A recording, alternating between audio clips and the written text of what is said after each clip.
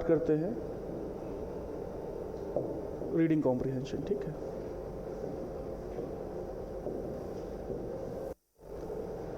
अब इसको आप समझिएगा जरा एक चीज़ कि देखो, इसको अगर दो पार्ट, रीडिंग कॉम्प्रिहेंशन है ना, इन्वॉल्व होकर पढ़िएगा मजा आएगी।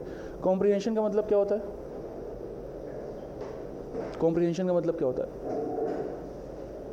कॉम्प्रिहेंशन का मतलब होता है अंडरस्टैंड करना, समझना। ठीक, comprehension means to what? Understand. ठीक है, तो हमें एक पैसेज मिलेगा, उसको रीड करना है, उसको क्या करना है, फिर समझना है। उसके बाद हमारे पास कुछ क्या होंगे? क्वेश्चंस होंगे। We have to read the questions and जो इन्फॉर्मेशन आपको कहाँ मिली है, उस पैसेज में मिली है, उसके अकॉर्डिंग उन क्वेश्चंस को हमें क्या करना है? आंसर करना है। ठीक है, तो देखिए कॉम्प्रिहेंशन की हम बात करते हैं तो देखिए दो तीन चीज़ें जो हैं आपको जो ध्यान रखनी है वो समझिएगा ज़रा बात को। क्या क्या पूछा जा सकता है पहले तो ये देखते हैं। ठीक है, तो देखिए एक तो आपसे पूछ लेगा व्हाट इज़ द, पहले ये देख लेते हैं कि क्वेश्चन क्या क्या आते हैं, फिर कैसे टैकल करना उस पर बात करते हैं। पहले क्या पूछ लेगा आपको? मेन आइडिया पूछ लेगा कि जो पैसेज पूरा लिखा हुआ है ऑथर किस बारे में बात कर रहा है। ठीक है, तो इसके लिए तो आपको पूरी इन्फॉर्मेशन होनी चाहिए पैसेज पढ़ के। ठीक, दूसरा what is the primary purpose for which the author has written this passage। ठीक है, तो जो ऑथर ने लिखा है उसका प्राइमरी पर्पस क्या था। ठीक है, फिर वो कभी कभी पूछ लेगा आपसे कि मेरे भाई बताओ कि what is the specific purpose of the passage. अब स्पेसिफिक पर्पस में क्या होता है, वो पूरे पैसेज का आइडिया नहीं लेता है, किसी एक पैराग्राफ का ले लेगा। ठीक है, या किसी को अंडरलाइन कर देगा, उन दो लाइन में ऑथर कहना क्या चाह रहा है, तो कैसा हो गया आपका? स्पेसिफिक हो गया। ठीक है, फिर आपके आते हैं कैसे क्वेश्चंस बेटा? कैसे क्वेश्चन आते हैं आपके? Inference based question. अब इन्फ्रेंस क्या होता है बेटा? जो इन्फॉर्मेशन, जो फैक्ट्स आपको दिए गए हैं कहाँ पे? पैसेज पे, उसके हिसाब से एक लॉजिकल कंक्लूजन निकालना है, उसको हम लोग क्या बोलते हैं? इन्फ्रेंस। ये आगे हम लोग टैकल करेंगे, बट मैं आपको बता रहा हूँ कि क्या क्या तरीके से क्वेश्चन पूछे आपसे। इन्फ्रेंस बेस्ड हो गया। ठीक, फिर कंटेक्स्ट के हिसाब से आपकी क्या? वोकैबुलरी। अब कंटेक्स्ट के हिसाब से का मतलब हुआ ये कि एक वर्ड दिया होगा आपको और उसको पैसेज में यूज़ किया गया है, तो अब वो पर्टिकुलर वर्ड जो पैसेज में यूज़ किया गया है उसका मीनिंग उस पैसेज में क्या है? हो सकता है उस वर्ड का मतलब आपको पता हो, लेकिन उस पैसेज में वो वर्ड काम नहीं कर रहा है। ठीक है, जैसे मान लीजिए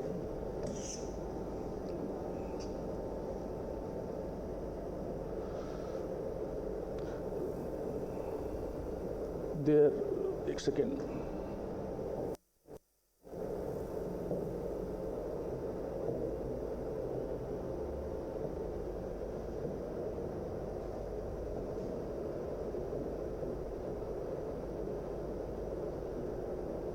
ठीक है, अब यहाँ पे इसको अंडरलाइन कर दिया गया, लाइकनेस को। There is no likeness between the true brothers. ठीक,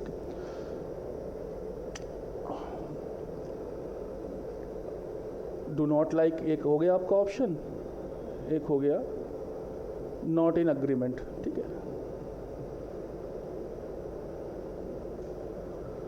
ठीक, अब इसमें बताना है हमें कि इस पर्टिकुलर वर्ड का मतलब क्या होता है, अपोजिट बताना है। ठीक, तो वैसे तो अगर आप देखोगे लाइक का मतलब तो पसंद करना होता है। ठीक है, तो यहाँ पे आंसर क्या हो जाना चाहिए? Do not like. लेकिन सेंटेंस पढ़ो क्या लिखा हुआ है? There is no likeness between the two brothers, मतलब उनके बीच में कभी भी बनती नहीं है, तो इसका आंसर क्या हो जाएगा? Not in agreement. तो जो कंटेक्स्ट के हिसाब से वोकैबुलरी है, हो सकता है कि आपको उस पता हो, बट उस पर्टिकुलर सेंटेंस में, उस पर्टिकुलर पैसेज में, उस पर्टिकुलर वर्ड का मतलब कुछ और निकल के आ रहा हो। ठीक है, तो वो हमें ध्यान रखना। एक क्वेश्चन आपका ये हो गया, मतलब ऐसे क्वेश्चन बन सकते हैं आपके। ठीक, क्या? इसके बाद बेटा देखो आपको आएंगे क्वेश्चन किस पे based?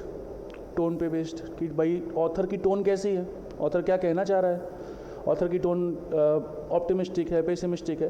So there are so many tones in the, जहाँ आप पढ़ने वाले हो। बट एक चीज़ ध्यान रखिए, सारे टोन को तो याद नहीं कर सकते, धीरे धीरे प्रैक्टिस करेंगे तो समझ में आएगा। But one thing you can conclude कि ऑथर पॉजिटिव बोल रहा है या क्या बोल रहा है, नेगेटिव बोल रहा है, इतना तो पता ही लगा सकते हैं पढ़ के। इसके बाद हमारे पास क्या रहते हैं मेरे भाई? ऑप्शंस। ठीक है, तो उसमें वो आपको ऑप्शंस चेक करने हैं कि अगर ऑथर कह रहा है, ऑथर की टोन कैसी है, नेगेटिव है या पॉजिटिव है, या कह लीजिए कैसी टोन है उसकी, न्यूट्रल टोन है, ठीक है। तो जब पॉजिटिव, नेगेटिव, न्यूट्रल इतना पता कर लिया आपने, अब आपके पास 4 या 5 ऑप्शंस हैं, ठीक। तो आपने ये देखा कि यार जिसको टोन है ना ऑथर की वो कैसी है, पॉजिटिव है, तो हम नेगेटिव वाले ऑप्शन को क्या कर देंगे, हटा देंगे। आपको क्या मिल जाएगा, आपका आंसर मिल जाएगा, ठीक। सो धीरे धीरे जब हम लोग पैसेजेस करेंगे, पढ़ेंगे, तो समझ में आएगा कि टोन कौन कौन सी होती हैं, उस पर भी बात करेंगे। मान लीजिए ऑप्शन में कुछ ऐसे वर्ड्स आ गए जिनके बारे में आप फेमिलियर नहीं है, जिनसे आप फेमिलियर नहीं है, तो आपको क्या करना है, आपको अपनाना है प्रोसेस ऑफ व्हाट, ये सबसे इंपॉर्टेंट है, ये आगे बहुत काम आने वाला है। क्या, process of elimination, eliminate the wrong ones and ultimately you will get the right one, ठीक। ये हो गया आपका। फिर आपके बेटा आते हैं फिगर ऑफ स्पीच पे बेस्ड क्वेश्चन, ठीक है। तो इसके लिए हम लोग अलग से सेशन रखेंगे समझने के लिए। अभी के लिए इतना समझ लीजिए कि क्वेश्चन क्या क्या पूछे जाते हैं। फिगर ऑफ स्पीच मतलब आपने सुना ही होगा, सिम्बली, मेटाफर, ओना मोटा पोइया, ठीक है, यही सब चीज़ें, ठीक। तो ये इसी तरीके से क्वेश्चन पूछे जा सकते हैं। तो 4, 5, 6, 7 कैटेगरीज हैं जिस पे क्वेश्चन बन सकते हैं। एक तो क्या बन सकता है आपका, क्या सकता है, main idea of the passage, what is the primary purpose of the author, what is the specific purpose of the author, what with. अब ये जो इन्फ्रेंस बेस्ड क्वेश्चन है, ये एक लाइन से भी पूछ सकता है और एक पैसेज से पूछ सकता है कि इस लाइन पे जो ऑथर ने लिखी है उससे हम क्या इन्फ्रेंस कर सकते हैं, क्या निकाल सकते हैं। कभी कभी सीधे सीधे इन्फ्रेंस निकल के आएगा, कभी कभी इन्फर लिखा होगा, तो दोनों का मतलब क्या है आपका, सेम ही है, कुछ भी बोल सकता है वो, ठीक है। फिर क्या आएगा आपका, कंटेक्चुअल वोकैबुलरी आएगी, तो आपको वर्ड्स का भी पता होना चाहिए। देन आपका किस पे बेस्ड क्वेश्चन आ सकते हैं, फिगर ऑफ स्पीच पे, एंड देन आपके पास किस पे आ सकते हैं, टोन पे। तो ये सारे क्वेश्चन आपके पास आ सकते हैं, ठीक। तो ये number of types of question हैं जो आपके एग्जाम में, जो पैसेज में पूछे जाएंगे, ठीक। अब देखिए जब हम रीडिंग कॉम्प्रिहेंशन पढ़ते हैं तो 2-3 चीज़ें हैं, ये क्लियर हो गया सभी को, कितने टाइप के क्वेश्चन है, ठीक है। अब देखिएगा,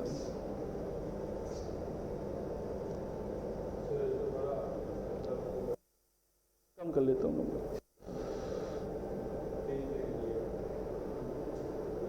अभी ठीक है।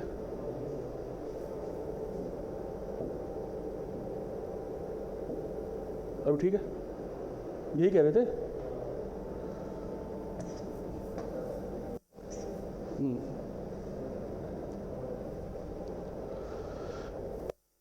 कुछ चीज़ें हैं जब हम लोग कॉम्प्रिहेंशन सॉल्व करते हैं वो हमें ध्यान रखनी है, ठीक है। पहला है फोकस। अच्छा,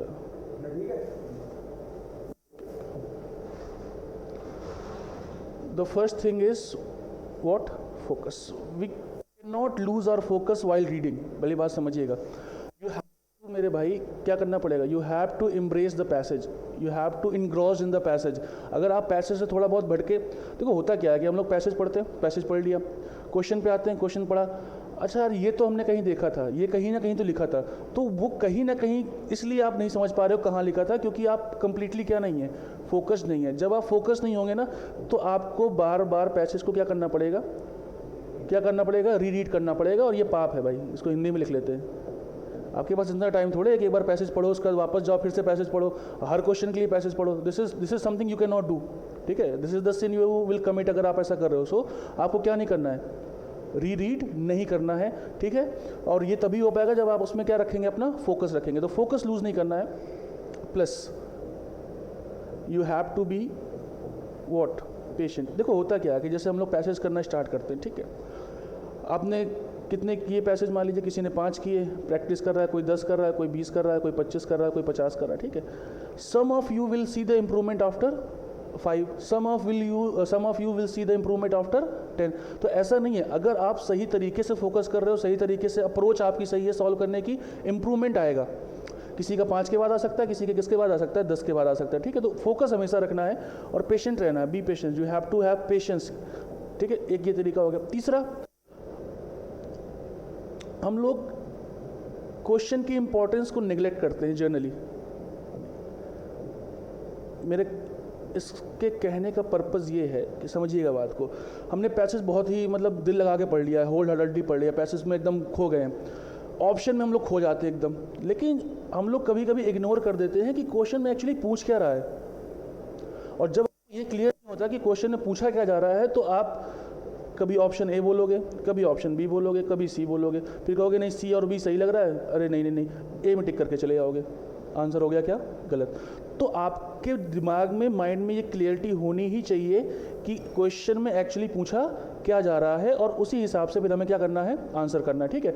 तो जब भी आप पैसेज पढ़ें तो बी फोकस, सबसे इंपॉर्टेंट यही है, इसको स्टार मार्क कर सकते हैं आप। ऐसा नहीं है कि आप पैसेज पढ़ रहे हो फिर अच्छा यार अभी तो चाय पीने भी जाना था, अरे वो फ़ोन आ गया वहाँ तो भी जाना था। पैसेज का आप क्या खोदोगे, एसेंस खोदोगे, लिंक खोदोगे, ठीक है। और जब तक आप उसका लिंक, जब तक आपको लिंक नहीं बना रहेगा, कनेक्शन नहीं बना रहेगा, आप खुद सोचो कैसे आप समझ पाओगे कि ऑथर क्या कह रहा है, नहीं समझ पाओगे, ठीक है। एक और चीज़ जो हमें थोड़ा सा अवॉइड करना है, हर माइन्यूट डिटेल्स पे ध्यान नहीं देना है, मेरी बात समझिएगा, हर माइन्यूट डिटेल्स पे ध्यान नहीं देना है। आपको ये थोड़े करना है कि आपको एकदम बिल्कुल रट लेना है पैसेज को, नहीं। तो हर छोटी छोटी चीज़ों को समझने की कोशिश नहीं करनी है, आपको एक जस्ट समझना है कि हाँ पैसेज इसके बारे में बात हो रही है, ऑथर ये कहना चाह रहा है, ऐसे कहना चाह रहा है। हर लाइन का मतलब निकाल के उसका मतलब निकाले नहीं बैठ जाना है, इससे क्या होगा, टाइम का वेस्टेज होने वाला है आपका, ठीक है। ठीक है, तो पहली बात आपको फोकस रहना है, क्वेश्चन की इंपॉर्टेंस पे ध्यान रखना है, ऐसा नहीं करना है। ऑप्शन पे तो बहुत ध्यान दे रहे हैं, पैसेज पे तो बहुत ध्यान दे रहे हैं, क्वेश्चन नहीं ध्यान से पढ़ पा रहे, हर माइन्यूट डिटेल्स पे आपको ध्यान नहीं देना है, ठीक है। और बिलीव मी व्हेन आई से दिस कि आफ्टर सॉल्विंग 10 पैसेज, मैं आपको अभी सॉल्व कराऊंगा, देखिएगा आपसे सॉल्व हो जाएगा, and then you will see the difference, ठीक। चलो ये एक चीज़ हो गई। फिर यार एक चीज़ और समझिएगा आप, अब पैसेज में करना क्या है, ठीक। तो इसके लिए 2-3 नाम है, अलग अलग व्यक्ति अलग अलग तरीके से बोलते हैं। There is a process called process of skimming, या आप इसको बोलते हैं, बोल भी लीजिए इसको, प्रोसेस ऑफ क्या बोल सकते हैं आप, मैपिंग, ठीक है। अब ये स्किमिंग और मैपिंग है क्या एक्चुअली में, ठीक।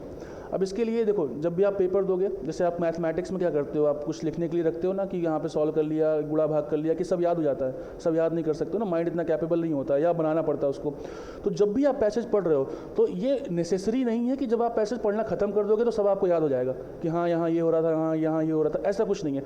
तो उसके लिए हम लोग क्या अपनाएंगे, प्रोसेस ऑफ स्किमिंग, और you can say process of mapping. अब ये क्या है, देखो जैसे हमने एक पैसेज मिला, उसमें 4 पैराग्राफ है, P1 है, P2 है, P3 है, P4 है, ठीक। 4 पैराग्राफ है एक पैसेज में। हमने पहला पैराग्राफ पढ़ा, अब इसका मतलब पहला पैराग्राफ पढ़ते समय हमें ये लगा कि यार ये 1-2-3 इंपॉर्टेंट पॉइंट है, तो हमने उसको ऐसे लिख लिया, ठीक। अब जैसे मान लीजिए लिखना है एग्रीकल्चर लिखना है या मैथमेटिक्स लिखना है, तो मैथमेटिक्स को पूरा मत लिखो ना, एम कर लो, वो तो समझ जाओगे ना कि मैथमेटिक्स है, ठीक है। तो फिर ऐसे ही आपको किस में करना है, पैराग्राफ 2 में करना है, ऐसे किस में करना है, पैराग्राफ 3 में करना है, ऐसे किस में करना है, आपको पैराग्राफ 4 में करना है। तो जब आप ये सब कर लेंगे तो आपको ये समझ में आएगा कि जो मेन पॉइंट है, जो इंपॉर्टेंट पॉइंट है। अच्छा इनिशियली क्या होगा, मैं आपको बताऊं, इनिशियली क्या होगा, सर हमें तो सब इंपॉर्टेंट लग रहा है, आपने तो 2 ही पॉइंट निकाले हैं इसमें, हम निकाले तो हमारे तो 5 ही निकल रहे हैं, हमें तो सब इंपॉर्टेंट लग रहा है। तो ये जब भी आप जितना आप प्रैक्टिस करोगे ना, the more you practice the better you will be at. तो जितना आप प्रैक्टिस करोगे तब आपको समझ में आएगा हाँ इसका कोई इतना सिग्निफिकेंस है नहीं इसमें, ये मेंशन कर लेते हैं। एक और चीज़ ध्यान रखिएगा जब आप ऐसे सॉल्व कर रहे हो कि आप जो प्रॉपर नाउन्स दिए गए, प्रॉपर नाउन समझते हो बेटा, प्रॉपर नाउन समझते हैं, प्रॉपर नाउन क्या होते हैं एक्चुअली, प्रॉपर नाउन का मतलब क्या होता है, नाम, नेम दिया गया है, कोई आपके पैसेज में क्या दी गई है, डेट दी गई है, ठीक है, या कोई स्पेसिफिक मेंशन हुआ है किसी चीज़ का, तो वो जरूर लिख लीजिए, हो सकता है उससे क्वेश्चन बन जाए।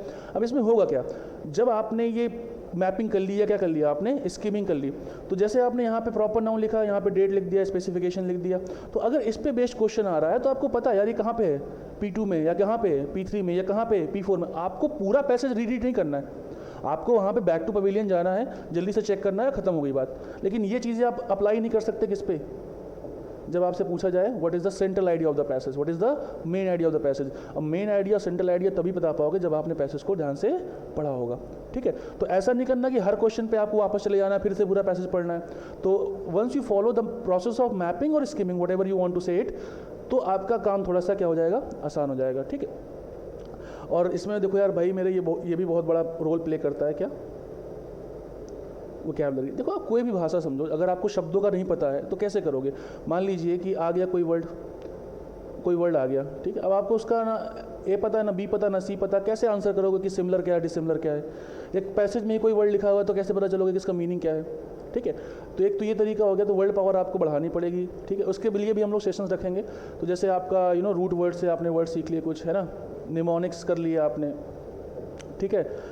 ये 2-4 तरीके होते हैं, है ना। एक ग्रुपिंग मेथड होता है, सपोज करिए कि मुझे अच्छे के लिए वर्ड्स पता करने हैं, या मुझे कह लीजिए कि आपको पुअर के लिए वर्ड्स पता करने हैं। तो जितने वर्ड्स मुझे आते हैं ना, मैं सारों को एक ग्रुप में कर लूँगा, ठीक है। जैसे पुअर हो गया, 1-2 मैं एग्जांपल दे देता हूँ, इंडिजेंट हो गया, ठीक है, इम्पवरिश्ड हो गया,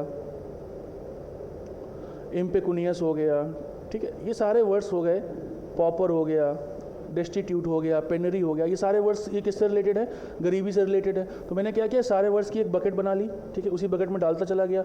आगे मैं पैसेज पढ़ रहा हूँ, मैं रीडिंग कर रहा हूँ, तो at the end of the day कुछ ना कुछ नए वर्ड्स मिलेंगे, नया वर्ड मिले उसका मतलब भी गरीब है, इसी बकेट लिस्ट में डाल लो, ठीक है। तो मेरा फेवरेट तरीका तो यही है कि आप वर्ड्स की क्या कर लें, ग्रुपिंग कर लें, ठीक है। क्रिटिसाइज करने के लिए कितने वर्ड्स हो सकते हैं, इतने सारे वर्ड्स हो सकते हैं। आप करने के लिए कितने वर्ड्स हो सकते हैं, इतने सारे वर्ड्स हो सकते हैं। तो once you start the grouping of the words, तो आपके पास एक कलेक्शन मिल जाएगा। एंड देखो, जब आप रीडिंग कॉम्प्रिहेंशन सॉल्व करते हो तो उसका मेन पार्ट क्या होता है, रीडिंग।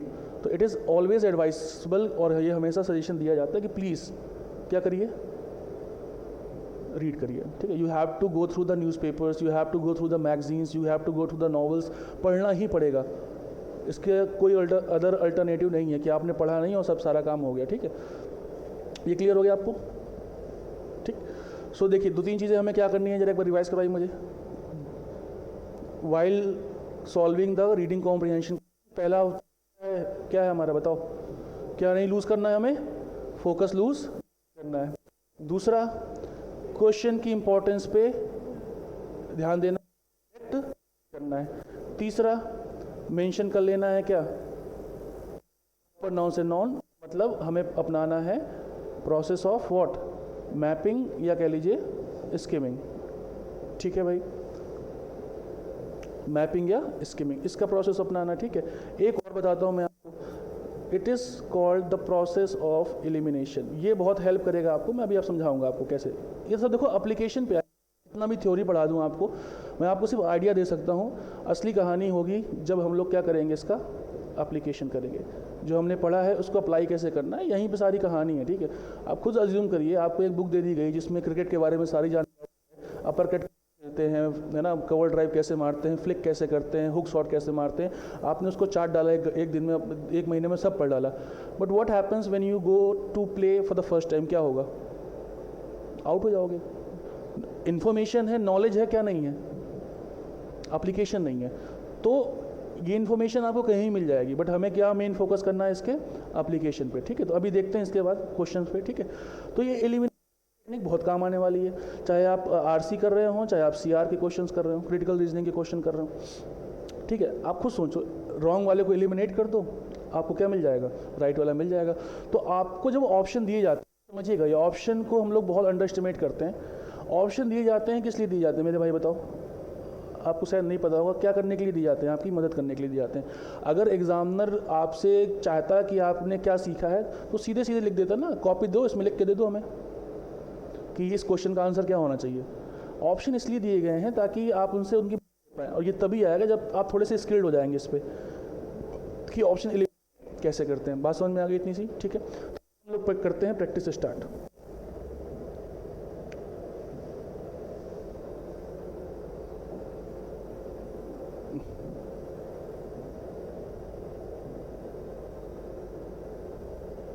चलो, ये एक बेटा पैसेज है आपका, ठीक है। अब देखिएगा जरा इसको, चलो छोड़ो हटाओ, देखो अब जो है कॉपी पेन निकाल लीजिए, हम लोग मैपिंग करेंगे, स्किमिंग करेंगे, ठीक है। देखो, और कैसे हम लोग आंसर कर सकते हैं वो भी, ठीक है। तो मैं इसमें एनोटेशन खोल लेता हूँ लिखने के लिए, ठीक है। चलिए, तो पढ़ना स्टार्ट करते हैं। आप मेरे साथ पढ़िएगा या देखिएगा, ध्यान रखिएगा क्या लिखा हुआ है। Public speaking is a powerful real skill. Over the century impressive speeches made people from various walks of life have helped to change the hearts, mind and shape of world as we see it today। एक चीज़ और ध्यान रखिएगा, जब भी आप solve कर रहे हैं पैसेज, जो पैसेज की फर्स्ट 2 to 3 लाइन्स हैं और जो पैसेज की लास्ट 2 to 3 लाइन्स है, ये बहुत इंपॉर्टेंट है, इनको एकदम तसल्ली से पढ़ना है, क्योंकि शुरुआती 3-4 लाइनें होंगी वो बताएंगी कि एक्चुअली में पैसेज किस बारे में है, और जो लास्ट की 3-4 लाइन्स होंगी वो ये बताएंगी कि भैया हम जो है, जो ऑथर है वो क्या करना चाह रहा है, किन चीज़ों को क्या करना चाह रहा है, कंक्लूड करना चाह रहा है, कहाँ पे वो अपना आर्ग्यूमेंट दे रहा है, कहाँ पे अपना क्या दे रहा है, स्टेटमेंट दे रहा है। शुरुआत की 2-3 लाइन्स और लास्ट की 2-3 लाइन, इनको बहुत तसल्ली से पढ़ना, बिल्कुल एकदम है ना, स्टेट ऑफ सीरेनिटी, एकदम शांत मन से पढ़ना, ठीक है। चलो, ये तो लिखना ही स्टार्ट हो गया।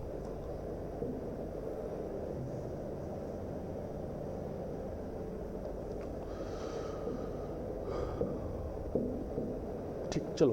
तो लिखा हुआ है public speaking is a powerful real life skill. तो पहला पैसेज इसके बारे में बात कर रहा है, पब्लिक स्पीकिंग के बारे में, जो क्या है आपकी रियल लाइफ स्किल है। ठीक है, इसके बारे में बात हो रही, यहाँ से इसी के बारे में शायद बात भी हो गया पूरे पैसेज में। ठीक है, over the centuries impressive speeches made by the people from various walks of life have helped to change the hearts and minds and shape of age we see it today. Over the centuries ऐसी बहुत impressive speeches हुई हैं अलग अलग लोगों से, जिन्होंने जो है चेंज किया है लोगों का heart, mind, shape and the world, जैसा हम उसको आज देखते हैं। तो यहाँ से क्वेश्चन फ्रेम हो सकता है कि what has change the world, what has change the things. तो आंसर क्या हो सकता है, hearts, minds and shape of the world. ठीक, चलिए। That are delivered with intense emotions and conviction can infuse passion and forgiveness, elevate levels of hatred and destruction, break or unite nations. So this can be done through powerful speeches. तो powerful speeches can do wonders. ये हो गया हमारा, clear हो गई बात। ठीक है, ये हमने क्या कर लिया, मैपिंग कर रहे हैं हम। ठीक है, देखो अब ये देखो एग्जाम्पल देना स्टार्ट किया उसने। ऑन अक्टूबर 5 इन 1877। तो मैंने क्या कहा, जो प्रॉपर नाउंस हैं या जो डेट्स हैं उनको मेंशन देना है। सो अक्टूबर 5 1877, देखते हैं क्या हुआ। माउंटेन्स ऑफ मोन्टाना टेरिटरी, तो हमने ऐसे लिख दिया इसको, Montanans of Montana territory, MT से समझ हम लोग। ठीक, when Chief Joseph surrender to General Nelson, Chief Joseph surrender to General Nelson. ठीक, कहाँ चला गया, हाँ। The former gave a surrender speech, कैसा स्पीच दिया, सरेंडर स्पीच दिया। तो ये पैरा 1 हो गया अपना, ये पैरा 2 है। तो पैरा 2 में कैसी स्पीच आई हमारे पास, सरेंडर स्पीच आ गई। कैसी स्पीच आई हमारे पास, surrender speech. The speech included these words. अब स्पीच में क्या था, ये इसके बारे में description. It is cold and we have blankets, the little children are freezing to that, I want to look for my children and how many of them I can find, maybe I shall find them among the dead. ठीक है, hear me my chiefs, I am tired, my heart is sick, my heart is sad, from where the sun now stands I will fight no more forever। तो ये बताइए कि जो speech दी इसने, ये author क्या कहना चाह रहा है। ऑथर खुश है, निराश है, दुखी है, हैप्पी है, क्या है ऑथर, दुखी है, निराश है। वो तो बच्चे खो गए, उसके मर गए, सब जो है जो भी कह रहा है। तो हम कह सकते हैं कि इसमें ये एक वर्ड लिख देता हूँ मैं आपको, डिस्पेयर। डिस्पेयर का मतलब होता है होपलेसनेस। तो ये डिस्पेयर है, क्या है ये आपका, सैड है।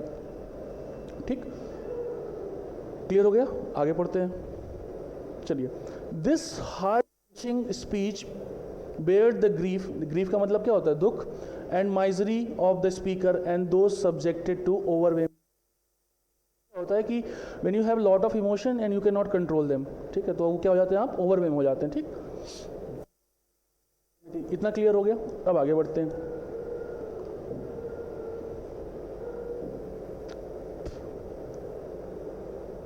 आप मैपिंग कर रहे हो ना साथ में, ठीक, गुड।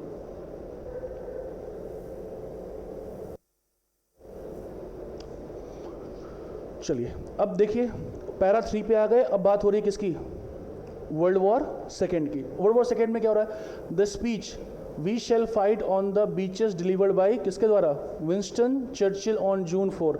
तो हम आ गए हैं वर्ल्ड वॉर सेकेंड में, और विंस्टन चर्चिल स्पीच दे रहे हैं on June 4 1940। Is considered a high powered speech that strengthen the determination of those present in the house of Commons. अब मुझे बताइए, इसके पहले जो स्पीच हुई थी वो कौन सी स्पीच थी, सरेंडर स्पीच। कौन सी स्पीच थी, सरेंडर स्पीच थी। उसमें क्या शो कर रहा था, ग्रीफ, होपलेसनेस। इसमें क्या शो हो रहा है, देखो उसने स्ट्रेंथ दी सबको, और क्या क्या दिखाया, डिटर्मिनेशन। तो यहाँ पे चीज़ें कैसी हैं आपकी, कैसी हैं यहाँ पे, पॉजिटिव हैं। ठीक है, इन द स्पीच, स्पीच में क्या कहा चर्चिल ने, he said even though large tracts of Europe and many old and famous states have fallen or may fall into the grip of the Gestapo and all the odious apparatus of Nazi rule, we shall not flag or fail। मतलब ना हम surrender करेंगे और ना ही हम क्या मानेंगे, हार मानेंगे। ना ही सरेंडर करेंगे, ना ही हार मानेंगे, चाहे कुछ हो जाए। ये लिखा हुआ देखो आगे, we shall go on to the end, end तक लड़ेंगे। We shall fight in France, we shall fight on the seas and ocean, we shall fight with growing confidence and growing strength in the air, we shall defend our island, हम लोग क्या करेंगे, अपने island को defend करेंगे, what ever the cost में भी, cost कुछ भी हो, we shall fight on the beaches, beaches में भी लड़ेंगे, we shall fight on the landing grounds में भी लड़ेंगे, we shall fight in the fields and in the streets, we shall fight in the hills as well, मतलब लड़ेंगे, हार नहीं मानेंगे। तो ये जो आपका पैरा 3 था, इसमें हम लोग क्या मतलब स्क्रैच पेपर वर्क कर सकते हैं कि वर्ल्ड वॉर किसकी बात हो रही है, सेकेंड की बात हो रही है, स्पीच किसके द्वारा दिया गया है, विंस्टन चर्चिल के द्वारा दिया गया है, और स्पीच में वो क्या शो कर रहा है, पॉजिटिव या नेगेटिव, पॉजिटिव, क्या शो कर रहा है, डिटर्मिनेशन शो कर रहा है, ग्रिड शो कर रहा है, पावर शो कर रहा है कि हारना नहीं है अपने को, चाहे कुछ हो जाए। क्लियर हो गई बात? अब आते हैं नेक्स्ट वाले पैराग्राफ में, ठीक, इसको और ऊपर कर लेते हैं, आ जाते हैं इस पे।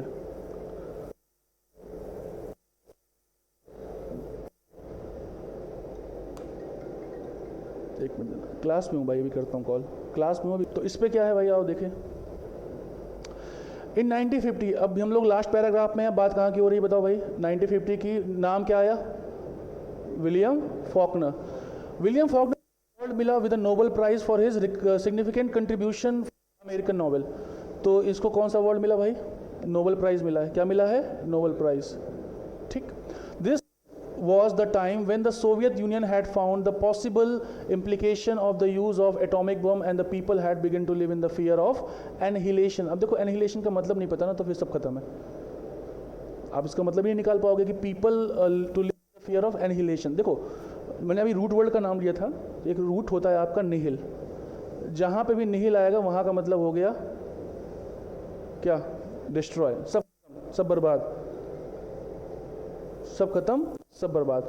तो निहिल का मतलब, जहाँ एनिहिलेशन का मतलब सब खत्म हो गया, जहाँ निहिल किसी भी वर्ड के बीच में पहले कहीं भी निहिल लिखा हो, वहाँ का मतलब क्या हो गया, समाप्त, खत्म, टाटा, बाय बाय, ठीक है। देखो चलो आगे देखते हैं। In his Nobel prize acceptance speech Faulkner urge writers, Faulkner ने क्या अर्ज किया राइटर को, of various genres, to think and write beyond the fear of destruction, इनसे बढ़ के करिए, and instead write material that would lift the human spirit, जो human spirit को बढ़ाए उसको लिखिए आप। द पावर मैसेज इंक्लूडेड, अब इसमें क्या इंक्लूड किया, जो मैसेज दिया किसने दिया है भाई, विलियम फॉकनर ने। क्या दिया है, I believe that man will not merely endure, he will prevail, वो सिर्फ इंड्योर क्या करेगा, जीतेगा। He is immortal not because he alone among creatures has an inexhaustible voice, but because he has a soul, a spirit capable of compassion and sacrifice and endurance. The poets, the writers' duty is to write about these things. इनके बारे में लिखना चाहिए writers को. It is his privilege to help man endure by lifting his heart. इन लोगों का privilege होता है कि हम, जैसे मैंने कुछ लिखा और आप डिप्रेशन में हैं या थोड़ा सा कम महसूस कर रहे हैं, यार नहीं यार हो नहीं रहा, और वो पढ़ के आप क्या हो गए, मोटिवेट हो गए, चार्ज हो गए, तो ये करना चाहिए राइटर को. कौन बोल रहा है ये, विलियम फॉकनर बोल रहा है, ठीक है. By reminding him of the courage and honour and hope and pride and and pity and sacrifice which have been the glories of the past. The poet's voice need not merely be record of the man, it can be one of the props, the pillars to help him endure and prevail. ठीक है, तो ये passage हो गया एक बार. तो एक बार बताइए जरा, एक बार मुझे जिस्ट दीजिए पैसेज में क्या हुआ. स्टार्टिंग कहाँ से करी हमने, स्टार्टिंग देखो, मैं इसको रिमूव करके फिर डिस्कस करते हैं, ठीक है.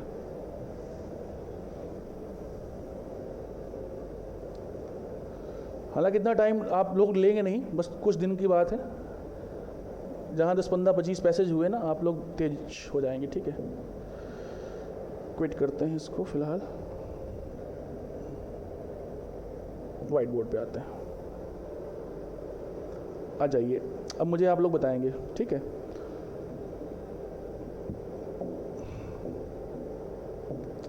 चलिए बताइए, पैसेज में हमने बात की किसकी, पहले स्टार्टिंग किससे था पैसेज, बताओ दोस्त. स्पीकिंग स्किल्स है ना, ठीक है. फिर कौन आया, फिर एक एग्जाम्पल आया. किसका एग्जाम्पल आया, क्या किया आपने स्क्रैच वर्क पे, नाम बताइए. नहीं, चर्चिल तो बाद में आया, उसके पहले कौन आया. हाँ, उसने कैसा स्पीच दिया, सरेंडर स्पीच दिया. फिर कौन आया, फिर कौन आया, चर्चिल आया वर्ल्ड वॉर सेकेंड पे. फिर कौन सा, अरे तेज बोल देना भाई, कौन आया इसके बाद, विलियम फॉकनर. उसने, इसको क्या मिला था, नोबेल प्राइज मिला था. और इसने क्या बताया कि हमें क्या करना चाहिए, कैसा लिखना चाहिए, जो अपलिफ्ट करे, जो क्या करे, अपलिफ्ट करे। ठीक है, इसका टोन कैसा था हमारा, बताओ, निराशा भरा था। ये कैसा था, फुल ऑफ क्या था, करेज, ग्रेट डिटर्मिनेशन। ठीक है, यही तो पैसेज था पूरा। ठीक, अब आते हैं इससे क्वेश्चंस पे। लेट्स सी कि हम नहीं कर पाते।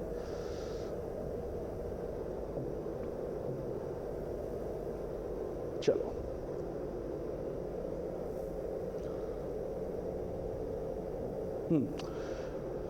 आ जाए, क्या लिखा हुआ है, अब ये लास्ट पढ़ लेते हैं। Undoubtedly effective speeches have a long lasting impact on the minds of listeners. They elevate the level of awareness and action the speaker intends to raise or catalyse. तो जो स्पीकर करवाना चाहता है वो हो जाता है अगर आपके स्पीचेस कैसे हैं, इफेक्टिव हैं। अगर मैं इफेक्टिव स्पीकर हूँ और मैं आपको जो भी इशू पे आपको कन्विंस करना चाहता हूँ मैं कर ले जाऊँगा। ठीक, चलो।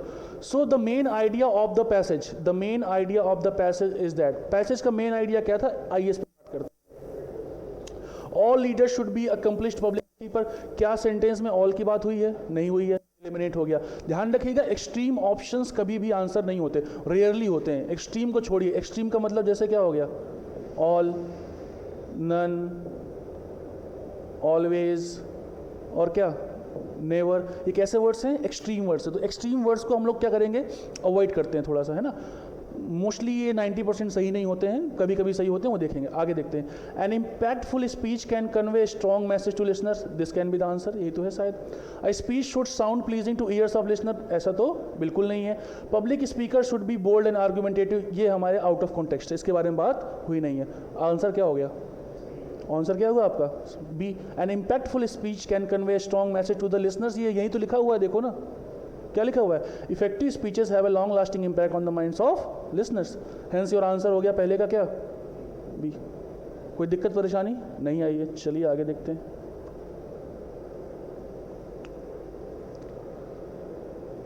चलिए अब देखिए, आ गया ना, देखो आया कि नहीं आया, बाबुल आया। आइए देखते हैं इसको क्या करना है।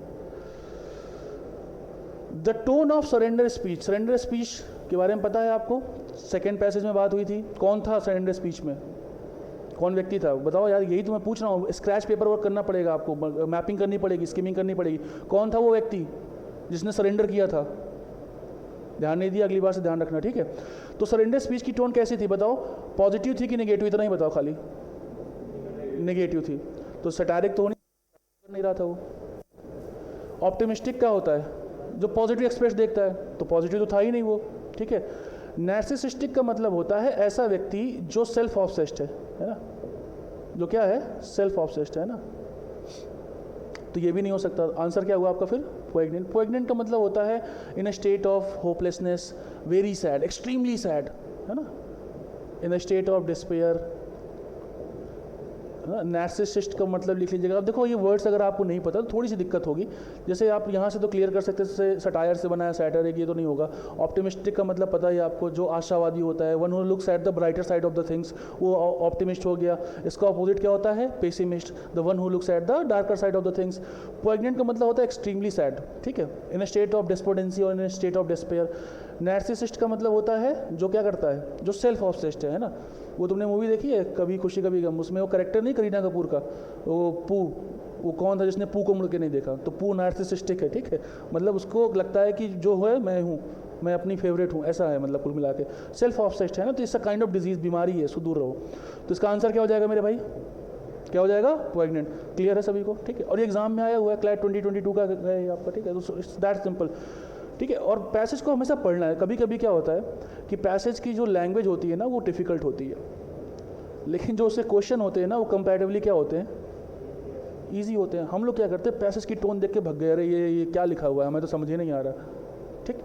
आप पहले से अपने आप को मतलब बायस्ड मत हो जाएं, यार पैसेज डिफिकल्ट आया है तो हम नहीं पढ़ेंगे, या पैसेज इजी आया है तो पैसेज इजी हो सकता है, लेकिन आगे क्वेश्चन जाके कैसे दे देगा वो आपको, थोड़े से घुमावदार दे देगा, टिपिकल दे देगा, ठीक है। तो हमेशा जो एग्जामिनर होता है ना, क्या क्या बनाने की कोशिश करता है, बैलेंस बनाने की कोशिश करता है, ठीक है। वो इसलिए दिए जाते हैं एग्जाम में ताकि आप सॉल्व कर पाएँ। आप सॉल्व ना कर पाएँ इसलिए एग्ज़ाम नहीं लिया जाता। अगर आप इसलिए एग्ज़ाम लिया जाता है कि आप सॉल्व ना कर पाएँ तो बेटा आप एक भी नहीं कर पाओगे। अब कोई भी, अब मैं कह रहा हूँ कि कोई भी मैं डिक्शनरी से वर्ड उठा के रख दूँ यहाँ पे, तो क्या एग्जामिनर सॉल्व कर लेगा? क्या नहीं कर पाएगा वो भी, ना तुम कर पाओगे ना मैं कर पाऊंगा, तुम डिक्शनरी से उठा के दे दोगे वर्ड। तो क्वेश्चंस इसीलिए दिए जाते हैं, एग्जाम आपसे इसीलिए दिया जाता है कि आप सॉल्व कर पाएँ। हाँ, आपकी अप्रोच सही होनी चाहिए। ठीक, चलिए अब क्वेश्चन नंबर 3 देखते हैं।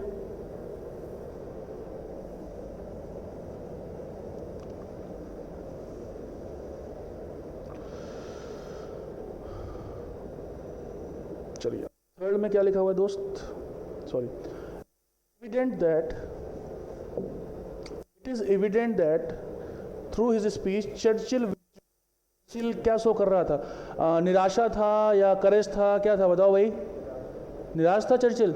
चर्चिल निराश था? ध्यान नहीं दे रहे हो, वही मैंने कहा फोकस जा रहा है। चर्चिल क्या था? चर्चिल तो पंप कर रहा था ना, करेज भर रहा था। वर्ल्ड वॉर 2 पे बात हो रही है कि हम लोग कहाँ लड़ेंगे, हिल में लड़ेंगे, लैंड में लड़ेंगे, बीच में लड़ेंगे, लेकिन लड़ेंगे, हार नहीं मानेंगे।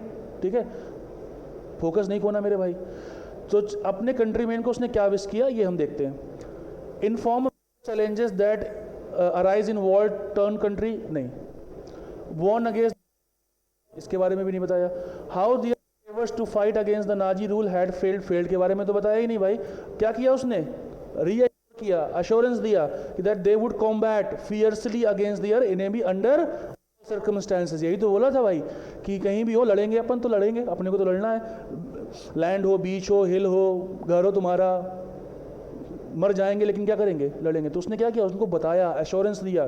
तो वही तो लिखा हुआ है, ये सेम लैंग्वेज चेंज है, आइडिया वही है। रीअश्योर किया that they would combat fiercely against their enemy under all circumstances. बोलो भाई, क्लियर है? ठीक, क्या नाम है आपका दोस्त? आदित्य। आदित्य फोकस नहीं है तुम्हारा? फोकस लाओ ये दोस्त यार, ऐसे कैसे होगा मेरे भाई? चलिए अब with this will proceed to the next question. क्या लिखा हुआ है? Which one is least likely to be used to describe Churchill. अब ये देखो, अगर तुमने ये मिस कर दिया तो गड़बड़ाया जाएगा मामला। हम ये कह रहे हैं कि जो लीस्ट लाइकली है, मतलब अपोजिट बताना है। क्या बताना? Kind of opposite. वैसा नहीं होना चाहिए। तो क्या वो रेजोल्यूट था? तो बिल्कुल रेजोल्यूट था। रेजोल्यूट तो था। रेजोल्यूट का मतलब क्या होता है? हम लोग हमेशा 1 जनवरी को क्या लेते हैं? रेजोल्यूशन लेते हैं ना कि आज से जिम जाएंगे। जाते हैं? नहीं जाते? आज जाते हो? नहीं जाते हो ना बेटा, क्या रेजोल्यूट। तो रेजोल्यूट का मतलब तो क्या हो गया? आप फर्म था। तो फर्म था चर्चिल। हमें क्या बताना है? क्या बताना है? Least lot. क्या वो अनडॉन्टेड था? बिल्कुल। क्या था वो? अनवेवरिंग था? बिल्कुल था अनवेवरिंग, हिल नहीं रहा था भाई अपने पे। क्या था? दृढ़ था। क्या नहीं था वो? कॉम्प्लासेंट। कॉम्प्लासेंट का मतलब था सेल्फ सेटिस्फाइड। सेटिस्फाइड हो गया, जो हो गया सो हो गया, ऐसी तैसी में जाने दो बाकी चीज़ें। Daunting task. डॉन्ट का मतलब होता है जो डिफ़िकल्ट होता है। ठीक। कॉम्प्लासेंट का मतलब होता है मेरे भाई self satisfied. Self satisfied. Clear है बात? ठीक।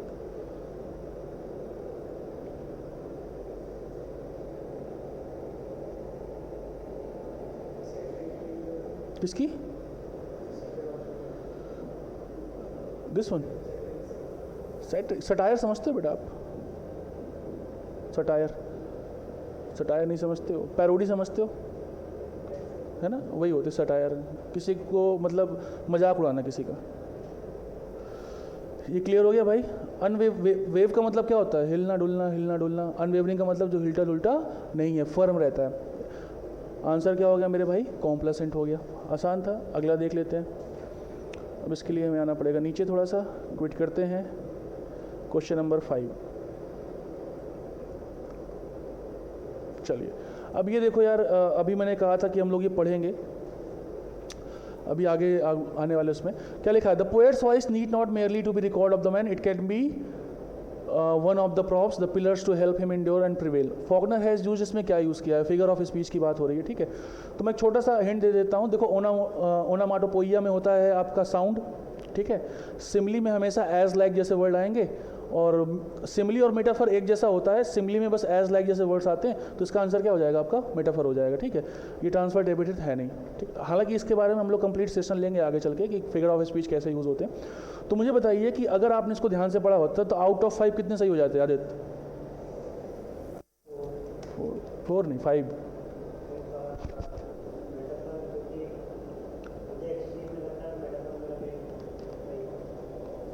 देखो बेसिक आप ये समझो, ओनोमाटोपोइया साउंड, जहाँ पे साउंड होगा वहाँ पे ओनोमाटोपोइया। जैसे मान लीजिए चर्च की बेल रिंग हो गई, कौन सा फिगर ऑफ स्पीच आ जाएगा? ओनोमाटोपोइया।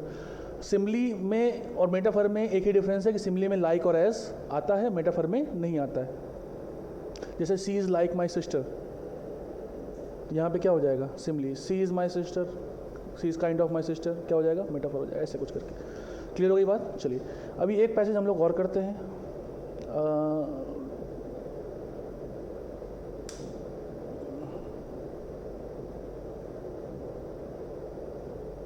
चलिए अब ये I want you to do this, तो आप करिए ज़रा इसको। स्क्रैच, ये आपका मैपिंग या स्किमिंग ये सबके कॉपी पे होना चाहिए, जो आपको लग रहा है कि किसकी बात हो रही है। ठीक है, चलो करके बताओ जल्दी से।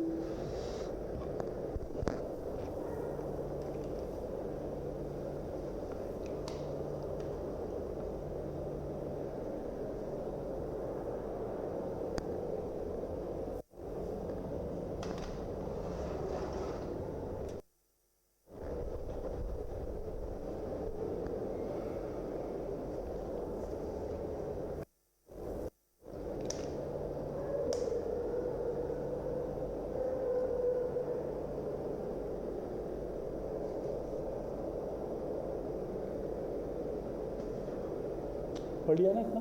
चलो एक बार साथ में पढ़ लेते हैं।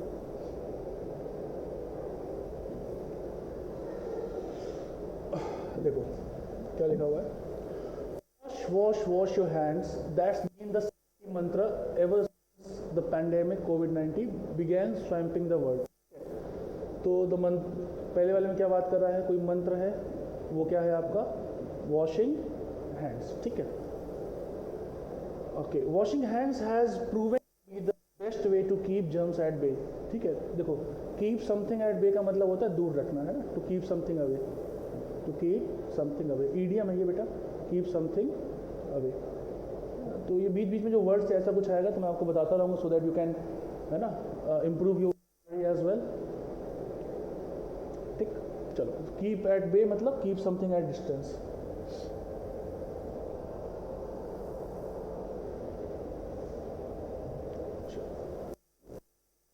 Okay, unfortunately, the medical practitioner who first prompted the importance of this simple activity was subjected to intense humiliation and ultimately declared insane. Insane का मतलब पागल। ये देखो एक खतरनाक चीज़ हुई कि आज तो हम लोग बोल रहे हैं कि अपने हाथ धुलो और ये सबसे अच्छी चीज़ है, लेकिन जिसने भी इसको क्या किया था, बताया था, इन्वेंट किया था, उसको पहले क्या किया गया? ह्यूमिलिएट किया गया और अल्टीमेटली क्या डिक्लेयर कर दिया गया? उसको पागल डिक्लेयर कर दिया गया। ठीक है, तो और उसका नाम ये लिखा हुआ है आइज़ैक सेमविस। तो IS से हम लोग डिनोट कर लेते हैं। ठीक है, Isaac Semmelweis was a Hungarian doctor. कहाँ की डॉक्टर थी? हंगेरियन की। मैं स्क्रैच पेपर वर्क करते ना पूछूंगा आपसे। ठीक है, in 1847 as an obstetrician he was disturbed that post delivery almost every third woman died of an unexpected malady। ठीक है, तो पोस्ट डिलीवरी के बाद हर एक तिहाई जो वुमेन है उसकी क्या हो रही थी? डेथ हो जा रही थी। अब पता नहीं क्या था इसमें, उसने ऑब्जर्व किया। He observe that as a part of the set routine medical students and doctors would examine and study the corpse of in the मतलब डेड बॉडी रखी जाती है। तो उसने क्या पाया कि जो लोग एग्जामिन करते हैं किसको? कॉप्स को। कहाँ पे? मॉर्चुरी में डेड बॉडीज को। And then come for rounds to the maternity wards. उसके बाद कहाँ पे आते हैं? मैटरनिटी वार्ड्स के राउंड पे आते हैं। Here without washing their hands, और बिना अपने हैंड को वॉश किए, they would examine expectant mothers. और वो जो एक्सपेक्टेंट मदर्स है जिनकी डिलीवरी होने वाली है, जो है ना, उनको क्या करते हैं? वो लोग एग्जामिन करते हैं। After making numerous hypothesis and observation he was convinced that when doctors wash their hand before examining the women in the ward the number of deaths due to the serious infection decline. अब देखो समझना क्या कह रही है, इसकी बात हो रही है। इसमें थोड़ा सा हमने एक आइडिया दे दिया कि ये हैंड वॉश से रिलेटेड है, और जिसने ये सबसे पहले किया उसको क्या घोषित कर दिया गया? पागल घोषित कर दिया गया, और उसको बहुत ज़्यादा क्या किया गया है? ह्यूमिलिएट किया गया। क्लियर है बात? ठीक है, तो डॉक्टर ने क्या पाया? जो after delivery 1/3 of the women died, एक तिहाई जो वुमेन है उनकी क्या हो जाती है, डेथ हो जाती थी। उसने क्या ऑब्जर्व किया, क्या हाइपोथेसिस की उसने, कि जो लोग जाते थे एग्जामिन करने कहाँ, डेड बॉडीज़ को कहाँ पे, मॉर्टरी में, और वापस आते थे मैटरनिटी वार्ड पे उनको चेक करने के लिए, जो एक्सपेक्टेड मदर हैं, जो एक्सपेक्टेड मदर्स हैं, जो भी डिलीवर करने वाली हैं, कंपेयर टू दोज जो हाथ धुल के आते थे, कंपेयर टू दोज जो हाथ धुल के नहीं आते थे। जब उसने ये पाया कि ऐसे व्यक्ति जो हाथ धुल के आते हैं, उसमें फिर ये उसने क्या पाया कि जो ये सीरियस इन्फेक्शन था वो क्या हुआ है, डिक्लाइन हुआ है। और ये लोग जो आते थे ये हाथ नहीं धुलते थे, इस वजह से डेथ का रेशियो क्या था, ज़्यादा था। ये इसका कुल मिला के एक जिस्ट है। He shared his observation with his colleagues and many others working in the field of medicine. But unfortunately, लेकिन हुआ क्या, he could not provide any concrete evidence. क्या नहीं दे पाया वो, एविडेंस नहीं दे पाया to his theory, sadly due to women criticism. बहुत criticism हुआ, he received, he went to depression. Furthermore क्या कर रहा है, ऐड कर रहा है चीज़ों को।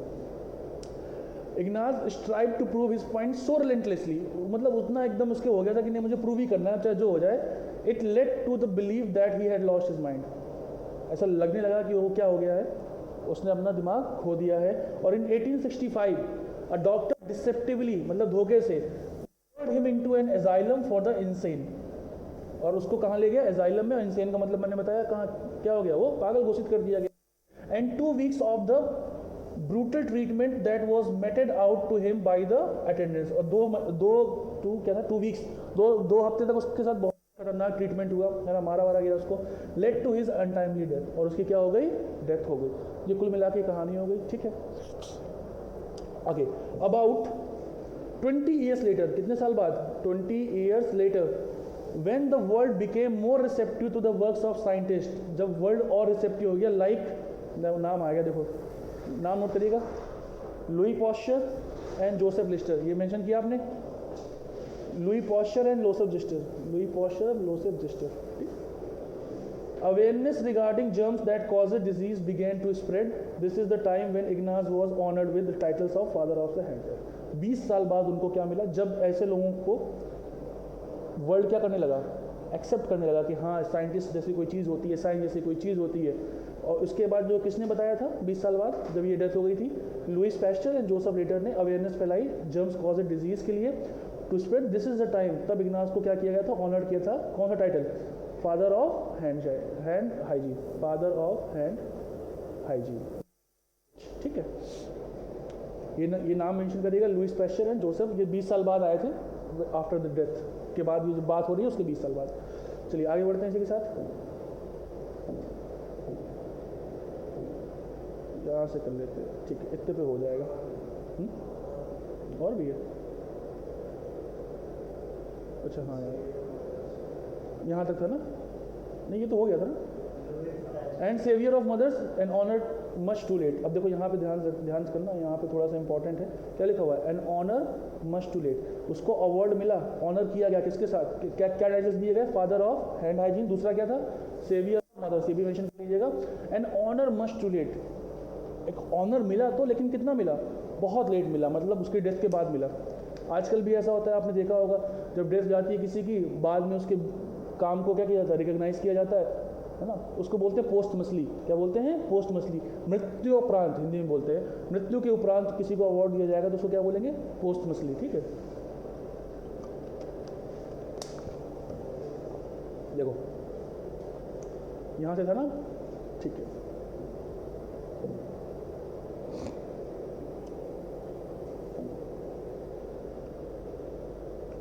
चलिए आगे देखते हैं। Some of the most celebrated earn the fame much after their deaths, वही मैं बताया कि बहुत सारे ऐसे हैं, जिसमें से एक ये आपके ये जिन्होंने हैंड वाले का क्या किया था, बताया था, after the death. It is tragic that Vincent, मतलब very good work, was labelled as strange and amateur. तो भैया किसके बारे में बात हो रही है, विंसेंट वॉन जॉर्ज, ठीक है, उनको भी कैसा बता दिया गया, strange and amateur by the most of the critics of his time, जो उनके क्रिटिक्स थे उसके द्वारा। It is believe that he sold only 1 or 2 paintings in his life time, ऐसा माना जाता है कि उन्होंने सिर्फ 1 या 2 पेंटिंग बेची, and that too for a meagre, meagre का मतलब वेरी स्मॉल, मीगर का मतलब होता है वेरी स्मॉल, और वो भी बहुत ही कम अमाउंट के लिए बेची, ठीक है। Today every single painting of Vincent van Gogh paintings is worth millions of dollars. आज की डेट पे उन्हीं पेंटिंग्स की कीमत कितनी है, मिलियंस ऑफ डॉलर्स है। इससे ये समझ में आता है कि मतलब बैक देन जो आपके आर्टिस्ट होते हैं, अब तो खैर थोड़ा बहुत सोशल मीडिया का ज़माना हो गया है तो लोगों को रिकग्निशन मिल जाती है। जैसे आपने जॉन एलिया का नाम सुना होगा, पहले नहीं जानता था कोई, मरे कब हो गया उनको, अब एकदम हर व्यक्ति जॉन एलियन बना हुआ घूम रहा है, शायरी पढ़ रहा है एकदम। तो आजकल यही है, मतलब पहले तो ये बहुत होता था कि काम किया, उस काम को कर दिया कि समाज के खिलाफ है, ये बेकार है, और किसी ने एक्सेप्ट नहीं किया, और जब उनके मरने के 20 साल बाद, 50 साल बाद, 30 साल बाद देख रहे हैं कि उनकी कितना अप्रिशिएशन मिल रहा है, ठीक। Today every single painting of Vincent van painted, ठीक है, ये क्लियर हो गया। तो ये किसकी बात कर रहे थे, VVG, ठीक है। अब ये देखो फ्रेंच काफ्का, ये बहुत बड़ा नाम है जो है लिटरेचर में। वॉट्स अ प्रोफिशिएंट राइटर, कैसे राइटर थे ये, प्रोफिशिएंट राइटर थे। But when he published a few pieces of his writings, जब उन्होंने अपने राइटिंग के कुछ पब्लिश करवाए थे, ही रिसीव्ड इमेंस क्रिटिसिज्म, उनको बहुत क्या मिला, क्रिटिसिज्म मिला, मतलब क्या मिली, आलोचना मिली। Before his death in 1924 he handed over his unpublished novels and short stories to his friend. तो अब देखो यहाँ पे एक नाम आया मेरे भाई, मैक्स ब्रॉड, यहाँ पे थे फ्रेंच काफ्का, यहाँ पे थे मैक्स ब्रॉड, इनके क्या थे, ये क्या थे, ठीक है। तो उन्होंने दे दिया। Brod got the manuscripts published, Brod ने क्या करवा दिया, ब्रॉड ने पब्लिश करवाया था बाद में। टुडे अब क्या हुआ इसके बाद, Franz is acclaimed as one of the major fiction writers of the 20th century. तो वो तो क्या कर दिया था, उनको दे दिया था कि भैया जला दो इसको, एंड अर्ज हिम टू डिस्ट्रॉय देम, अपने दोस्त को दिया, भाई इनको बहुत ज़्यादा क्या मिला, क्रिटिसिज्म मिला, आलोचना हुई। तो और उसने क्या किया, भैया अनपब्लिश्ड नॉवेल्स और स्टोरीज किसको दे दी, अपने मैक्स ब्रॉड दोस्त को दे दी, और उनसे कहा कि भैया इसको क्या कर दो, तुम जला दो, बेकार कर दो। हाउएवर, लेकिन ब्रॉड बढ़िया आदमी था, अच्छा दोस्त था, तो उन्होंने क्या, उनको क्या कर दिया, पब्लिश कर दिया। और इसलिए ऐसा कहा जाता है। The novel title the trial published in 1925 and the castle published in 1926 are considered two of his masterpiece. तो ये जो है इनको हम लोग क्या मानते हैं, लोग मास्टरपीस मानते हैं, ठीक है। The trial published and the castle published in 1926, ठीक है। तो when ever you get the time, ये पढ़ना बड़ा खतरनाक राइटर है, एकदम बिल्कुल दिमाग हिला देंगे फ्रेंड्स। पढ़ी इसने मेटामॉर्फोसिस करके, मेटामॉर्फोसिस का मतलब क्या होता है, ट्रांसफॉर्मेशन, ठीक है। हाँ बहुत खतरनाक राइटर है भाई, मज़ा आ जाएगी। चलो ये हो गया कहानी। तो अगर मैं आपसे इसका जिस्ट पूछूं, आदित्य बताएगा, आदित्य बताओ कि ये पूरा पैसेज किसके बारे में था, क्या बोला इस पैसेज में, मतलब 2-4 लाइन में समझा दो ऐसे ही।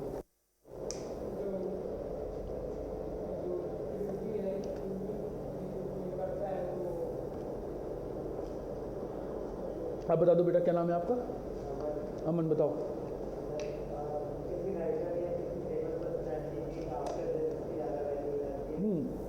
ओवरऑल तो यही मतलब है। और ऑथर ने ये कैसे इस्टेब्लिश किया अपना ये आर्गुमेंट, एग्जाम्पल्स देके, कैसे इस्टेब्लिश किया, एग्जाम्पल्स देके इस्टेब्लिश किया। ये देखिए इतने एग्जाम्पल्स, इससे लगता था या इससे लगता है कि पहले जो है लोगों की वैल्यू नहीं होती थी, और कहाँ होती है उनकी वैल्यू, आफ्टर द डेथ। तो चलिए अब इसी के साथ हम लोग करते हैं पहला क्वेश्चन। सभी लोग आइए, क्या लिखा हुआ है, कहाँ चला गया भाई,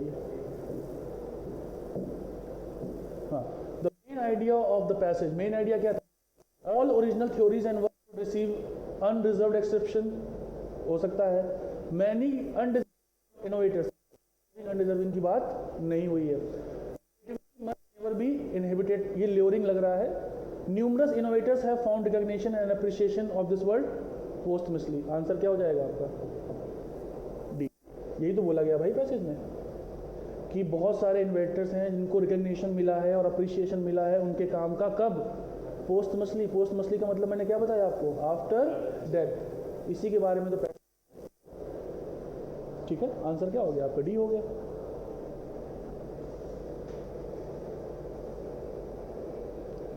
चलिए अब इसी के साथ देखते हैं अगला क्वेश्चन। आपने आप चेक करिएगा, पहले आप कर लो, ये दोनों कर लो पहले, फिर मैं आंसर बताऊंगा, फिर आप देखिए कितने सही कितने गलत। आंसर मुझे मत बताना, अपना लिख लेना। दो क्या, ये 3, थोड़ा सा और ऊपर कर दूँ इसको, अगर तो ये 3 है, चारों दिख रहे हैं, चारों क्वेश्चन आपको कर लो, फिर मैं एक्सप्लेन करता हूँ आपको।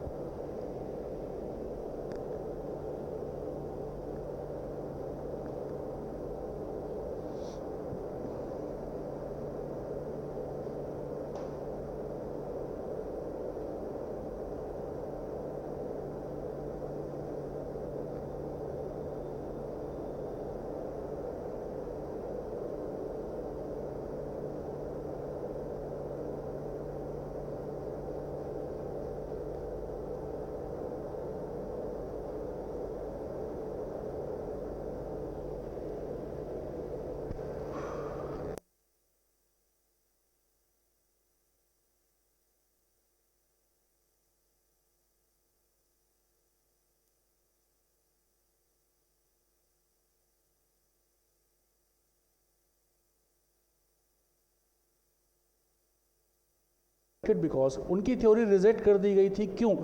Reason he could not substantiate it. अब चलो मान लेते हैं फॉर फ्रैक्शन ऑफ सेकेंड हमें सब्सिस्टेंस का मतलब नहीं पता, तो हम लोग लेके चलते हैं कि भाई ये पता नहीं सही है कि नहीं है।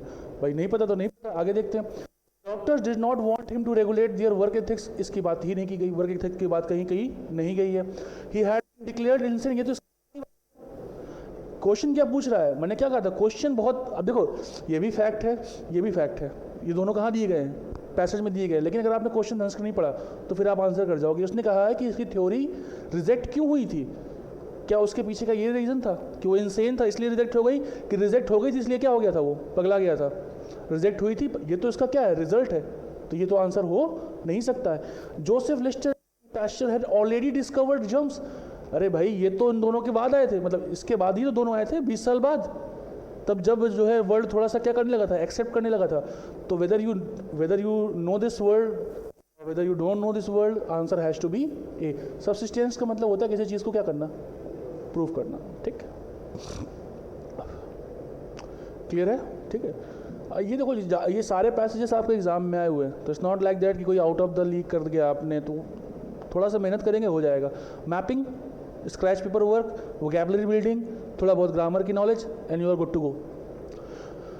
क्या लिखा होगा? From the passage one can conclude that, क्या कंक्लूड कर सकते हैं अपन, दैट द आर्ट क्रिटिक्स, जो क्रिटिक्स थे जिन्होंने किसके, वेन गोश के वर्क को क्या किया था, क्रिटिसाइज किया था, वो कैसे थे? तो जो क्रिटिक थे क्या उन्होंने तारीफ़ की थी? नहीं की थी ना, वो तो क्या किया था, आलोचना करी थी। तो अपलॉड का मतलब तो क्या होता है, तारीफ़ करना, ये कॉमन नॉर्मल सा वर्ड है ना, ये हटा दीजिए आप। अक्लेम का मतलब भी होता है जय जयकार करना, तारीफ़ करना, तो ये भी हटा दीजिए आप। अब बचा censure, denounce, hyper critical and tolerant. तो देखना ज़रा ध्यान समझना, from the passage one can conclude that the art critics. अब देखो सेंसर का मतलब भी होता है क्रिटिसाइज करना मेरे भाई, और डिनाउंस का मतलब भी क्या होता है, क्रिटिसाइज करना। अब ज़रा ध्यान समझिएगा कहानी, ठीक है? मान लीजिए हमें नहीं पता इनका मतलब, मैं कह रहा हूँ किसी का मतलब नहीं पता, लेकिन ये हर ऑप्शन में ऐसा खेल नहीं लग सकता ना। मैंने आपसे क्या बताया था कि हम लोग किसकी हेल्प लेते हैं, एलिमिनेशन की, लेकिन हर जगह नहीं। मतलब मैं लगा सकता हूँ, काफ़ी जगह मुझसे लग जाएगा, क्योंकि मेरी थोड़ी सी क्या है, प्रैक्टिस है। आप करोगे तो आपका भी लग जाएगा, है ना। थोड़ा सा खेल होता है किसका, इसका फुल फॉर्म बताओ, कॉमन सेंस। कॉमन नाम बस कॉमन है, वो कॉमन नहीं है यार बिल्कुल भी, कॉमन सेंस बस का नाम ही कॉमन है उसका। तो देखो जिन्होंने वैन गोश के काम को क्या किया होगा, क्रिटिसाइज किया होगा, वो क्या टॉलरेंट रहे होंगे कि इनटॉलरेंट रहे होंगे?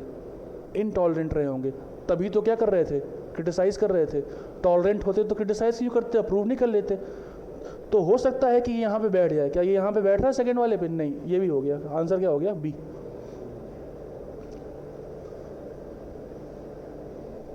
क्यों भाई अमन, सही था? सही है था? सी कैसे, ये टॉलरेंट। आते 14 पे, चलिए देखिए आ गया इन्फर करने के लिए। मैक्स ब्रॉड के बारे में आप क्या इन्फर कर सकते हैं? मैक्स ब्रॉड कौन था बताएंगे? आदित्य जी। आपका नाम क्या है बेटा? आदेश। आपका दोस्त? तुषार। आपका भाई? हिमांशु चौधरी। बताइए। हाँ, किसके? फ्रेंच काफ्का के कौन थे ये? फ्रेंड थे। तो ये फ्रेंड का जिक्र क्यों हुआ था? क्योंकि ये बहुत दुखी हो गए थे भाई, क्योंकि इनके काम को बहुत क्या मिला, क्रिटिसिज्म मिला।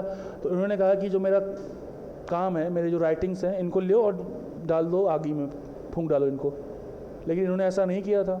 इन्होंने क्या किया, उसको पब्लिश करवाया। अच्छा आदमी था, ठीक है।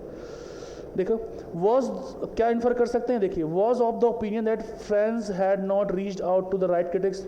जी नहीं, इसके बारे में तो कोई बातचीत नहीं हुई है। डिक्राई, डिक्राई का मतलब होता है, अरे यार डिक्राई, अब डिक्राई का मतलब होता है किसी को क्रिटिसाइज करना। फिर से समझना, लेकिन कैसे क्रिटिसाइज करना? इन पब्लिकली क्रिटिसाइज समबडी। तो अरे राइटिंग को क्रिटिसाइज थोड़े किया था, वो तो अप्रिशिएट कर रहा था ना, तभी तो पब्लिश करवाई, क्रिटिसाइज कहाँ किया? कंसीडर्ड इट अनसेक्रेड, डिस्ट्रॉय कहाँ किया था? वो तो पब्लिश करवाई थी। अप्रिशिएट किया था बिल्कुल, और वैल्यू किया था किसके? फ्रांस के काम को, तभी तो क्या किया, पब्लिश कराया। तो आंसर क्या हो गया आपका? डी। क्लियर है? ये तो सही था, लास्ट देखते हैं। अब देखो द वर्ड रिलेंटलेसली, अब एक तो या तो आपको मीनिंग पता हो, जब तो हम वापस पैसेज में जा सकते हैं। सपोज करिए कभी कभी आपको मीनिंग नहीं पता होती है, तो you can read 2 lines before after the word और शायद मीनिंग निकल के आ जाए। बट ये शायद वाली कहानी होती है, एक टोन पता चल जाता है। रिलेंटलेसली का मतलब होता है बिना रुके हुए, ठीक। The word relentlessly in the passage can be best replaced by the word, किस वर्ड से हम रिप्लेस कर सकते हैं इस वर्ड को? रिलेंटलेसली को, मतलब सिमिलर वर्ड पूछ रहा है। रिलेंटलेसली का सिमिलर वर्ड क्या होगा? तो देखो इररेजोल्यूटली, रेजोल्यूट का मतलब क्या होता है? फर्म। इररेजोल्यूट का मतलब हो जाएगा नॉट फर्म, तो इसका तो मतलब बिना रुके हुए है, तो ये नॉट फर्म है, दोनों आपस में अपोजिट हो गए, नहीं हो पाएगा। रेकलेसली का मतलब होता है बिना सोचे समझे। ही वॉज ड्राइविंग रेकलेसली, कैसे ड्राइव कर रहा था वो? बिना सोचे समझे, बहुत रैश ड्राइविंग नहीं होती है वैसे, वो भी नहीं हो पाएगा। अबैश का मतलब होता है किसी को नीचा दिखाना, किसी से बहुत ज़्यादा क्या करना, हेट करना, तो वो भी नहीं हो सकता। तो आंसर क्या हो जाएगा? अनअबेटेडली। क्या हो जाएगा? अनअबेटेडली। चलो मैं इस वर्ड को भी आपको समझा देता हूँ। देखो 2 वर्ड होते हैं बच्चा, ध्यान समझना। एक वर्ड है अबेट, कंफ्यूज मत होना कभी भी, एक वर्ड है अबेट, ठीक है। अबेट और अबेट एक जैसे लगते हैं ना, बट अलग अलग वर्ड है। अबेट का मतलब होता है, एग्जाम्पल से समझाता हूँ। जैसे मान लो बहुत तेज़ बारिश हो रही है, ठीक, सुबह से बहुत तेज़ बारिश हो रही है, हम कहीं निकल पा नहीं रहे, अपन अंदर ही है। फिर क्या हुआ कि बारिश जो है धीमी हो गई, हो रही है बट क्या हो गई? धीमी हो गई। तो अब मैंने ये स्टेटमेंट दिया, द रेन अबेटेड। अब बताओ अबेटेड का मतलब क्या हुआ? धीमा हो गया। मतलब हमने क्या किया? क्या मतलब हुआ इसका? लेसन। लेसन का मतलब कम कर देना, किसी भी चीज़ की क्या इंटेंसिटी को क्या कर देना? कम कर देना। अबेट हो गया वो। तो अबेट का मतलब कम करना, अनअबेट का मतलब मैंने कहा कि रेन कम हो गई, अगर अब इसका उल्टा कर दें तो रेन क्या है? उसी तरीके से क्या है? कंटिन्यू है। तो इसका मतलब हो गया बिना रुके हुए। इसका मतलब भी क्या होता है? बिना रुके हुए। अबेट का मतलब समझो बेटा, अबेट का मतलब होता है किसी को क्या करना? क्या करना? इनकरेज करना, प्रोत्साहन देना, लेकिन किसी गलत काम करने के लिए, ठीक है, रॉन्ग डूइंग्स के लिए, ठीक। Encourage to do something wrong, किसी की मदद करना। एड, एड मतलब क्या होता है? Help. To do something wrong.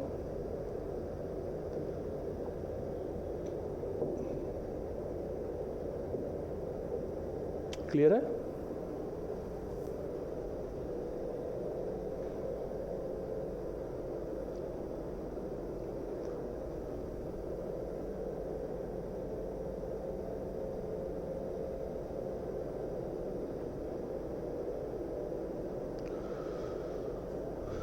चलो done. So out of 5 questions how many of you got correct? कितने हुए आपके दोस्त? कौन सा? ये वाला? चलो अब बताओ। चलिए 13, तुक्का 13 आपके, मतलब आउट ऑफ 5 4 सही थे, ठीक है। आपके विच 2? एक तो ये गलत हो गया होगा, और दूसरा दिस वन। चलो ये भी वर्ल्ड पे रिलेटेड था, तो वी कैन से। आपके भैया 2 गलत हुए, सही हुए। और कौन सा गलत हुआ आपका? एक तो ये होगा, एक तो ये होगा, ये तो मैं समझ पा रहा हूँ। दिस वन, ये, हाँ ये हो गया, एक ही हो गया। इसके अलावा तीसरा कौन सा गलत था? ये देखो गड़बड़ कर गए ना, वही मैंने कहा था। उसका रिजेक्ट क्यों किया गया था? रिजेक्ट आपने सी कर दिया था, ठीक। चलो आपके बेटा 12 और 14 सही था, बाकी गलत थे। मतलब 11th वाला भी गलत था आपका, 11th वाला भी गलत था। इसके ऊपर भी तो एक था, और तो मैंने ही करवाया था, खैर कोई दिक्कत नहीं। आपका 2 सही थे। कौन से 2 गलत हुए? ये दोनों। 14 12 सही थे, 15 और 13 मतलब वोकैबुलरी वाला जो था सेक्शन था, उसमें थोड़ा सा दिक्कत आई, बाकी तो अपना क्या था? सही था। चलो कोई नहीं, थोड़ा वोकैबुलरी पे ध्यान रखना पड़ेगा, उसमें भी थोड़ा क्लासेस करेंगे। और एक काम और भी करना है आपको, कि जैसे जैसे आप रीडिंग करते हो ना, यू हैव टू रीड। देखो there is no other alternative. अगर आप सोच रहे हो कि यहाँ करने से हो जाएगा सब कुछ, तो वो पॉसिबल नहीं है। आपको घर पे रीडिंग करनी पड़ेगी, वेदर यू लाइक इट और नॉट, ठीक। तो जैसे आपको कोई नया वर्ड मिल रहा है, है ना। प्लीज़ नोट इट डाउन, उसको एक कॉपी बना लीजिए वोकैबुलरी के लिए प्रॉपर, उसको नोट करिए, उसको डेली रिवाइज करिए। एक दिन में याद नहीं होगा, 7 दिन में भी याद नहीं होगा, 15 दिन में भी याद नहीं होगा, लेकिन 1 महीने बाद याद हो जाएगा।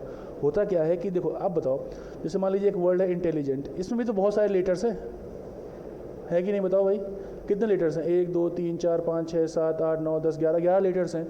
ये आपको याद है, लेकिन ये नहीं याद आपको, इसमें तो 5 ही लेटर्स हैं। टेक्निकली तो ये याद होना चाहिए था। रीज़न क्या है इसका याद होने का? ये वर्ड आपने इतनी बार सुना है, इतनी बार देखा है, इतनी बार पढ़ा है कि वो आपके सबकॉन्शियस में फिट हो गया है। तुम्हारी याददाश्त भी चली जाएगी ना, तब भी ये वर्ड तुम्हें याद रहेगा। तो ये सबकॉन्शियस माइंड का खेल है। आप किसी वर्ड को जितनी बार देखोगे, जितनी बार पढ़ोगे, जितनी बार समझोगे, वो फिर आपके एग्जैक्ट मीनिंग हो सकता है ना याद आए, लेकिन ये क्लियर होगा कि हाँ इससे रिलेटेड था, इससे रिलेटेड था। फिर आपके पास क्या रहते हैं, क्या रहते हैं? ऑप्शन। बाकी हेल्प कौन कर देगा? आपका ऑप्शन कर देगा। ठीक, ये 2 पैसेज क्लियर हैं, कॉन्सेप्ट क्लियर है। एक बार वापस से मैं कुछ आपको वर्ड्स भी पढ़ा देता हूँ फिलहाल अभी।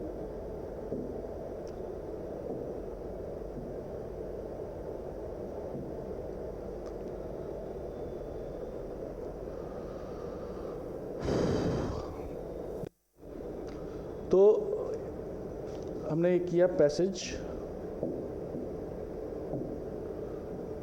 ज़्यादा मोटा हो गया यार ये तो।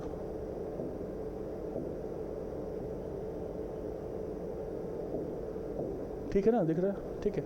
तो हमने कुछ चीज़ें सीखी पैसेज करने के सेंस में।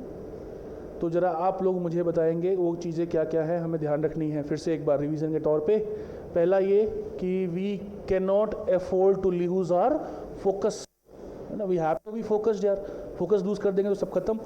आप इन्वॉल्व नहीं हो पाओगे ना पैसेज में, चीज़ें मिस हो जाएंगी। दूसरा,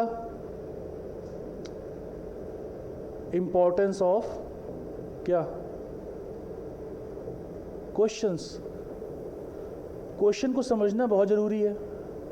ठीक है, ऐसा नहीं है कि क्वेश्चन आपने वो बर्ड्स आई व्यू में पढ़ लिया, जल्दी जल्दी पढ़ लिया, तो फिर एग्जैक्ट आंसर में दिक्कत आएगी, फिर 2 ऑप्शन में भटकोगे, फिर पता नहीं क्या लगा के चले आओ। और बताओ क्या कर सकते हैं हम लोग? और स्किमिंग, वेरी गुड, स्किमिंग कह लीजिए, या you can name it what, mapping कह लीजिए। ठीक है, ये हो गई तीसरी चीज़। चौथी चीज़ हम लोग क्या कर सकते हैं? एलिमिनेशन।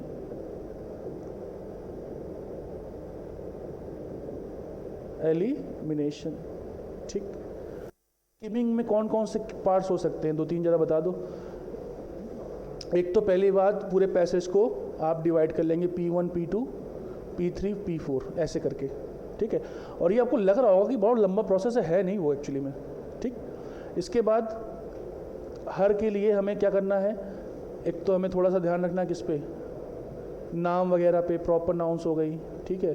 फिर डेट एंड ऑल पे, और फिर इम्पोर्टेंट पॉइंट्स, ठीक है। और जितना जितना आप प्रैक्टिस करते जाएंगे तो आपको समझ में आएगा कि अभी आपको लगेगा सारा कुछ इंपॉर्टेंट है, धीरे धीरे आपको समझ में आएगा ये इंपॉर्टेंट नहीं है, तो खाली एडिशनल इन्फॉर्मेशन है, ये पैसेज में मैं लिखूं या ना लिखूं उससे कोई ज़्यादा फ़र्क पड़ने वाला नहीं है। जो जैसे स्पीचेस थे, अब स्पीचेस को आप एक बार पढ़ लिया, आपने समझ में आया ये सैड वाला है, ये क्या है, ये इसमें जोश है, हो गया, बस हो गया। अब उसमें कोई मेन पॉइंट थोड़े था।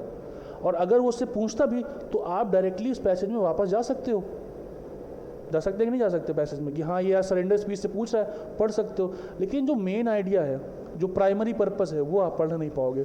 उसके लिए आपको पूरा क्या करना पड़ेगा, सेंटेंस को पूरा, सॉरी सेंटेंस कह रहा हूँ, पूरे पैसेज को क्या करना पड़ेगा, रीड करना पड़ेगा। And that we can not afford, क्योंकि हमारे पास इतना समय नहीं रहता, ठीक है। तो ये आपको चीज़ें थोड़ी सी ध्यान रखनी है, और इसको अप्लाई करते रहेंगे तो हम लोग आगे बढ़ जाएंगे, ठीक। और हमारा थोड़ा सा हमें ये भी पढ़ना है क्या, टोन्स के बारे में, and then figure of speech. तो इसके बारे में अलग से हम लोग क्लास रख लेंगे समझने के लिए कि फिगर ऑफ स्पीच क्या होते हैं। हालांकि आधे घंटे का खेल है, उसमें कुछ बहुत ज़्यादा है नहीं। इतनी सी बात क्लियर होगी सभी को, ठीक है। तो ये 2 पैसेज कैसे लगा आपको, बताओ, डुएबल थे या बहुत कठिन थे? बताएं आदित्य जी, हो गए थे, आसानी से हो रहे थे? अरे हाँ, दिक्कत आई थी किस में, वोकैबुलरी पार्ट में कि बाकी ओवरऑल? वोकैबुलरी पार्ट में तो चलो खैर अंडरस्टूड है वो, वोकैबुलरी बाकी तो खैर डुएबल था सारी चीज़ें, ठीक है। तो वोकैबुलरी के लिए भी मैंने आपको देखिए, मैंने बताया ना कि अगर आपको कोई वर्ड भी नहीं पता तब भी वहाँ पे हमने क्या लगा दिया था, एलिमिनेशन लगा दिया था। तो बस ये आपको समझना पड़ेगा थोड़ा सा। देखो कुछ वर्ड्स तो पता होने चाहिए, आप बिल्कुल स्ट्रेट अवे तो नहीं कर सकते कि हमें कुछ भी कोई वर्ड नहीं पता और हम क्या लगा दें, नहीं लगा सकते। एलिमिनेट करने के लिए भी तो वर्ड पता होने चाहिए भाई, कि ये वर्ड पॉजिटिव है, ये वर्ड क्या है नेगेटिव है, इसका ये मीनिंग है, तभी तो एलिमिनेट कर पाओगे। तो एक दो वर्ड्स नहीं आते वो तो चल जाएगा, लेकिन कुछ भी नहीं आता वो चलना मुश्किल है, वो एक्सेप्टेबल नहीं है। ठीक है, चलिए, तो ये क्लियर हो गया। अब चलो मैं कुछ वर्ड्स पढ़ा देता हूँ, क्योंकि अब इसके बाद जो है, या एक पैसेज और किया जाए, बताओ, जैसे वो कैब पढ़ा दे। चलो, वो कैबलरी में कुछ चीज़ों को समझते हैं हम लोग। ठीक है, तो जैसे मैंने बताया, जैसे मैंने अभी एक आपको एग्जांपल दिया था, आगे मैं खैर इसके लिए अलग से पीपीटी वगैरह बना दूंगा आपके लिए। एक तो क्या हो गया आपका, रूट वर्ड्स हो गए। ठीक है, ये भी एक तरीका है। ठीक है, मेरा पर्सनल फेवरेट तो नहीं है, लेकिन हाँ तरीका है। प्लस मैंने कहा था आप लोग या हम लोग क्या करेंगे, ग्रुपिंग करेंगे। ठीक है, जैसे मान लीजिए अच्छा है, अब अच्छे के लिए जितने वर्ड्स हैं एक को ग्रुप में रख लिया अपने को। ठीक है, तो जब भी आप पढ़ोगे तो सारे वर्ड्स क्या हो जाएंगे, रिवाइज हो जाएंगे। तो मैं अभी कुछ आपको अलग अलग वर्ड बताता हूँ जो थोड़े से आपको पढ़ने में कभी कभी कन्फ्यूज़न क्रिएट कर सकते हैं। ठीक है, तो देखिएगा।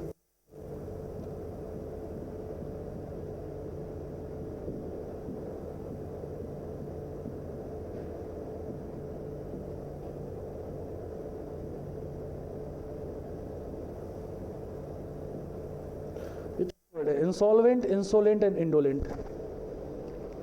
नोट कर लीजिए, फिर बात करते हैं इसके बारे में।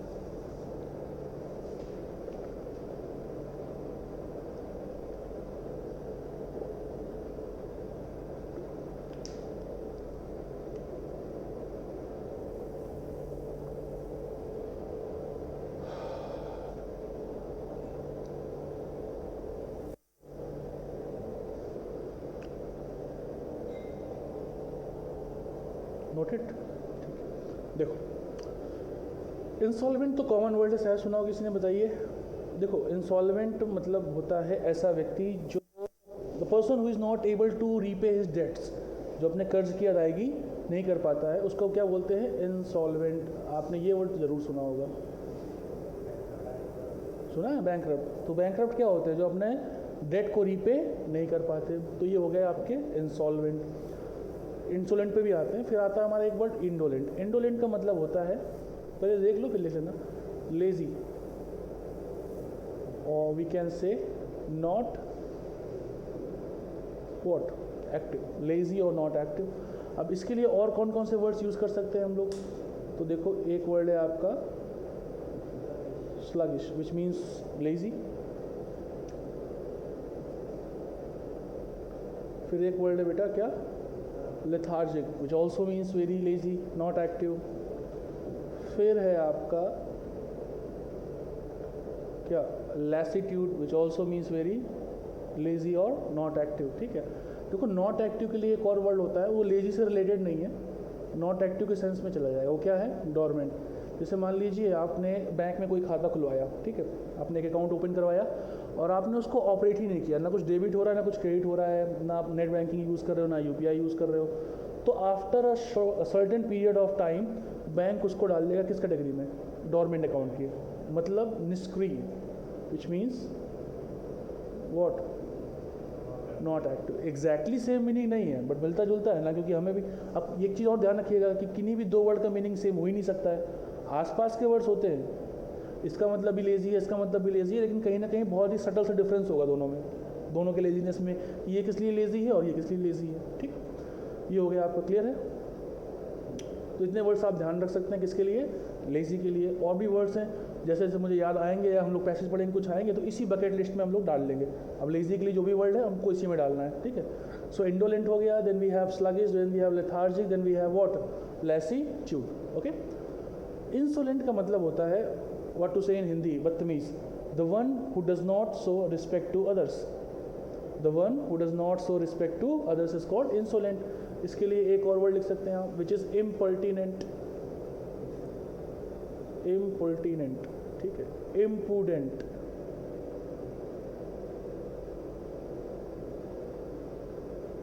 इनका मतलब होता है बदतमीज, the one who does not show respect to others, disrespectful to others, आसान भाषा में लिख लीजिएगा, मतलब नॉर्मल लैंग्वेज में भी लिख लीजिएगा। ऐसा मत लिखना इंसोलेंट का मतलब इम्पर्टिनेंट और इम्पोर्टेंट। अब मैं आपसे पूछूँ इम्पर्टिनेंट क्या होता है तो आप कहोगे कि इंसोलेंट होता है, इंसोलेंट पूछूंगा तो ये बताओगे, तो मतलब समझ ही नहीं आएगा क्या होता है। तो मेक श्योर कि आप नॉर्मल लैंग्वेज में भी लिखें। जैसे लेजी आपको पता है, बैंकरट आपको पता है, तो इसके आगे लिख लीजिएगा डिसरिस्पेक्टफुल टू अदर्स।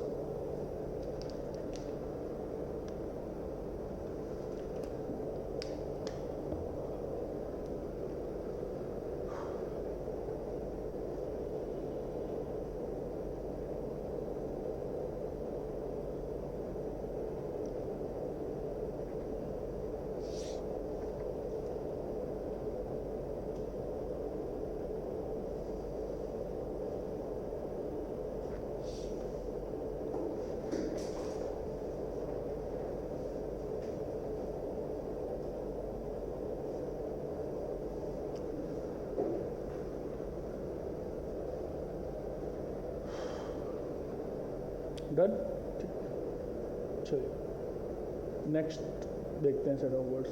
जैसे कुछ वर्ड्स बताता हूँ, शायद आपको पता भी हो पहले से, इसका मतलब पता ही होगा आपको, है ना। एडॉप्ट, लीगली किसी को चाइल्ड मान लेना अपने जैसे, अपने का चाइल्ड, ये भी आपको पता होगा। Adapt, and what about this,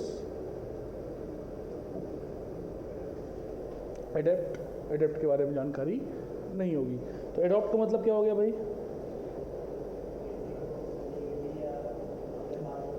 हाँ बिल्कुल, किसी चीज़ को भी लीगली क्या कर लेना, लीगली टेक कर लेना। किसी चाइल्ड को, ठीक है, लीगली क्या करना,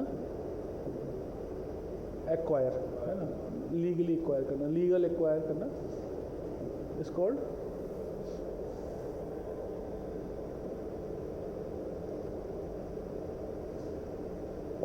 ठीक। अब नेक्स्ट वर्ड है एडैप्ट। एडैप्ट का मतलब क्या होता है? What do you mean by the word adapt? हाँ, अडैप्ट सुना तो होगा कि मैंने अडैप्ट करना है। अडैप्ट का मतलब क्या होता है, जरा उसको ऐसे समझा दो, explain it in Hindi as well. हाँ देखो, जैसे मान लो आप लखनऊ पे रहने वाले हो और आपको दिल्ली जाना पड़ा फॉर योर स्टडीज़, तो आपको दिल्ली के सिचुएशन को क्या करना पड़ेगा, अडैप्ट करना पड़ेगा, आपको उसके अनुकूल ढालना पड़ेगा। तो अडैप्ट का मतलब यही है, अनुकूल ढालना या अनुकूल बना लेना, ठीक है। मतलब अल्टीमेटली वी कैन से क्या करना, एडजस्ट।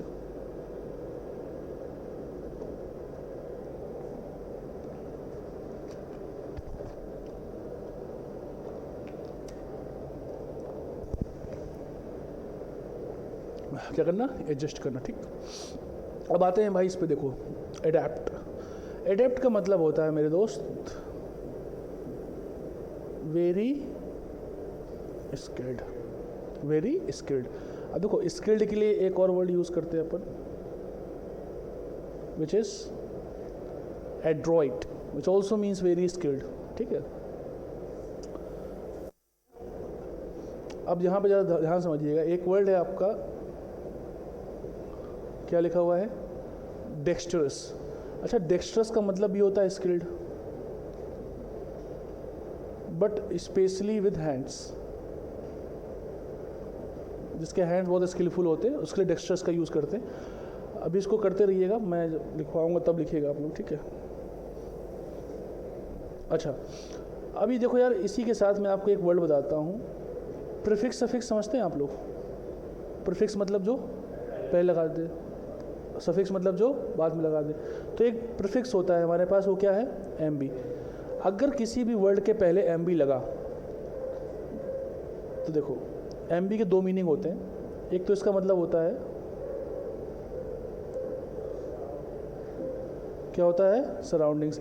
आपने ये सुना होगा बोलते हुए लोगों को, या आपने बोला भी होगा कि हमारे आसपास का क्या ठीक नहीं है, एम्बियंस ठीक नहीं है। तो यहाँ पे एम बी यहाँ पे किसको शो कर रहा है, सराउंडिंग्स को, ठीक है।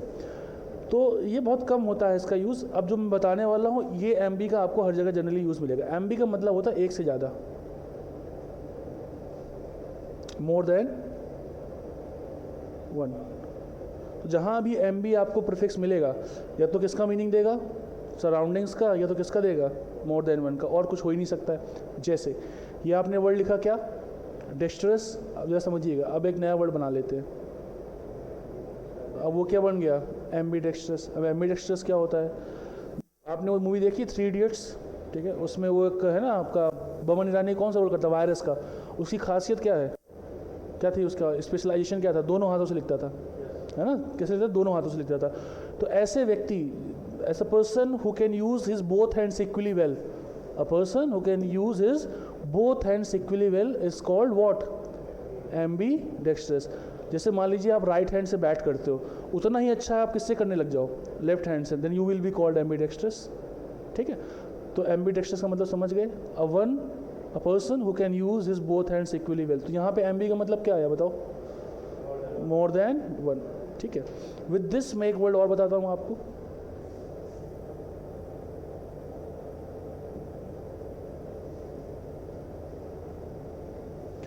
क्या लिखा हुआ है, एम्बिगस। क्या लिखा हुआ है, ambiguous. Let us assume that we do not know the meaning of that particular word which is ambiguous, but एक चीज़ तो अपने को पता है यार, वो क्या पता है अपने को कि भाई ये एम्बी जो लिखा है ना प्रीफिक्स, इसका मतलब क्या होता है, मोर देन वन। मतलब ये भी होता है बट 90% केसेस में आपको यही मतलब निकल के आएगा। तो यहाँ भी एम्बी का मतलब एक से कुछ ज़्यादा ही होगा, बाकी तो आपके पास ऑप्शंस होंगे करने के लिए, लेकिन मैं यहाँ पे बताता हूँ। तो एम्बी का मतलब होता है, एम्बिगस का मतलब होता है ऐसी कोई भी चीज़ जिसके एक से ज़्यादा इंटरप्रिटेशन हो, एक से ज़्यादा मीनिंग हो। तो ये बताओ, अब जो थोड़ा सा इन्फ्रेंस लगाते हैं अपन, इन्फर करते हैं, मुझे बताओ कि अगर किसी भी चीज़ की एक से ज़्यादा मीनिंग है या एक से ज़्यादा इंटरप्रिटेशन, वो सर्टेन होगा कि अनसर्टेन होगा, एक से ज़्यादा मीनिंग है, एक से ज़्यादा एक्सप्लेनेशन, अनसर्टेन होगा। इसका मतलब क्या हो सकता है, जी हाँ, अनसर्टेन। क्लियर, क्लियर होगा कि अनक्लियर, क्लियर होगा, एक से ज़्यादा मीनिंग है ना, तो क्या हो गया, अनक्लियर। यही होता है एम्बिगस का मतलब, having more than one meaning. If it is the case then क्या, अनसर्टेन या अनक्लियर। इसी को बताने के लिए हमारे पास एक अच्छा सा वर्ड है, पहले समझ लो बेटा, फिर लिखिएगा आराम से तो कन्फ्यूज़न नहीं होगा, नहीं तो भूल जाओगे कहाँ का वर्ड कहाँ का है। क्या लिखा हुआ है, इक्विवोकल, एग्जैक्ट सेम मीनिंग जो किसका होता है, एम्बिगस का, अनसर्टेन या अनक्लियर। जनरली जब आप रीड करोगे या मैंने जब पढ़ा न्यूज़ एंड ऑल, तो उसमें ये वर्ड बहुत मिलता है मुझे।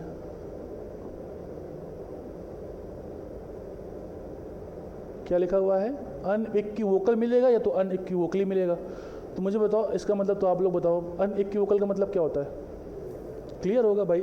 एम्बिगस का मतलब अनसर्टेन या अनक्लियर, इक्विवोकल का मतलब भी क्या हो जाएगा, सेम। तो अन लगाने से वो क्या हो गया, ऑपोजिट हो गया, तो इसका मतलब क्या हो जाएगा, क्लियर या सर्टेन, क्लियर या सर्टेन। क्लियर है, ठीक है। फिर देखो एक और वर्ड मैं बताता हूँ आपको, ये लिखा हुआ है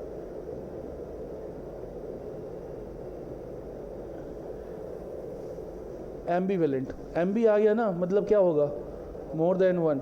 एम्बीवेलेंट का मतलब होता है having more than one feeling at the time. तो इसके लिए हम लोग लिख सकते हैं कि having what kind of feelings, mixed, having mixed feeling. जिसके अंदर मिक्स्ड फीलिंग्स है, नहीं समझ पा रहा, सोच पा रहा, उसे क्या बोल देंगे, एम्बीवेलेंट बोल देंगे। क्लियर होगी बात, now you can note it down.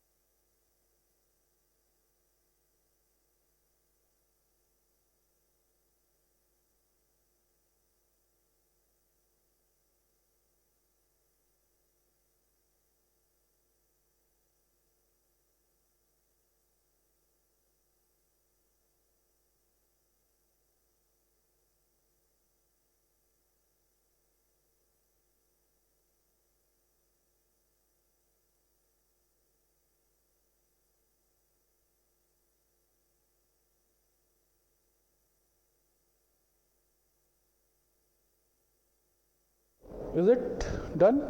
Everybody phone रख ले, फ़ोन चला रहा है यार, पढ़ ले। हो गया? चलिए वन सेट ऑफ वर्ड्स और देखते हैं अपन, इसके बाद आज के लिए इतना ही रखेंगे अब।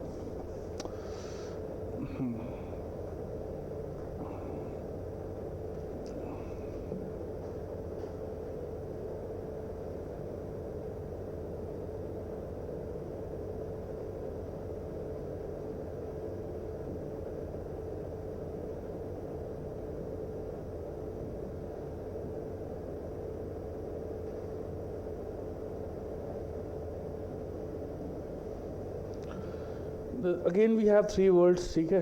तो इंडिजेनस, इंजीनियस एंड इंजेनुअस। एक और चीज़ समझिएगा, हालांकि ग्रामर का पार्ट है, जिन वर्ड्स के लास्ट में ओ यू एस आता है ना, वो सारे क्या होते हैं? एडजेक्टिव्स होते हैं, ठीक है। ग्रामर के रिलेशंस हुए हैं आपके, किए हैं आपने ना? तभी नहीं किए होंगे।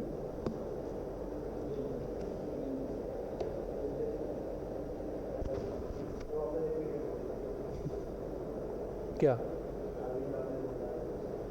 मैंने ये बोला है कि जिन वर्ड्स के लास्ट में ओ यू एस होता है वो एडजेक्टिव्स होते हैं। ऐसे ही जिन वर्ड्स के लास्ट में क्या होता है? ए बी एल ई होता है, वो भी क्या होते हैं? एडजेक्टिव्स होते हैं, ठीक है। चलो आइए वर्ड देखते हैं, इंडिजेनस, इंजीनियस एंड इंजेनुअस, ठीक है। चलिए मैं समझाता हूँ। पहला वर्ड तो शायद फैमिलियर होना चाहिए आपको, लेकिन मैं देखता हूँ। जैसे मान लीजिए हमारा जो है, जो स्पेस रिसर्च सेंटर है इसरो, मान लीजिए उसने कोई रॉकेट बनाई, ठीक है।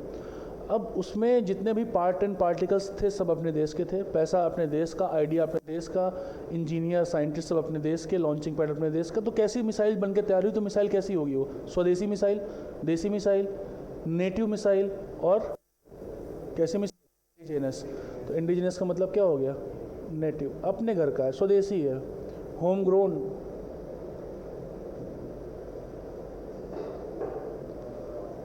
ठीक।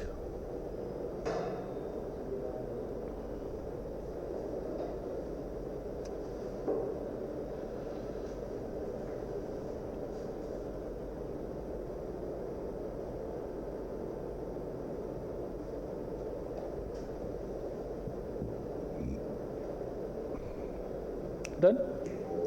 अब देखिए अगला word we have is what? Ingenious. अच्छा, जीनियस की स्पेलिंग बताओ बेटा। Very good, GENI। ओ कहाँ होता है भाई? US। हालांकि मतलब दोनों का सेम है। इंजीनियस का मतलब भी क्या होता है? जीनियस ही होता है, वेरी क्रिएटिव, वेरी स्मार्ट। ठीक, ये हो गया आपका इंजीनियस। आते हैं वर्ड इंजेनुअस पे, समझ लो फिर आराम से लिखना। इंजेनुअस का मतलब होता है जो थोड़ा नौसिखिया है, नया नया है किसी भी चीज़ में। तो नौसिखिया नया नया है तो एक्सपीरियंस्ड होगा या इनएक्सपीरियंस्ड?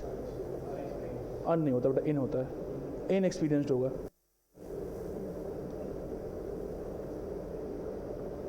इनएक्सपीरियंस्ड, ठीक। इनएक्सपीरियंस के लिए देखो एक वर्ड मैं आपको बताता हूँ और। इनएक्सपीरियंस क्या है? ऐसे ही है, नाइव। नाइव का मतलब ये होता है नौसिखिया, newcomer kind of person, ठीक है। फिर हमारा एक वर्ड है क्या? Novice, which also means the same. Then we have a word gullible. Gullible, ठीक। मैं सही से लिख देता हूँ।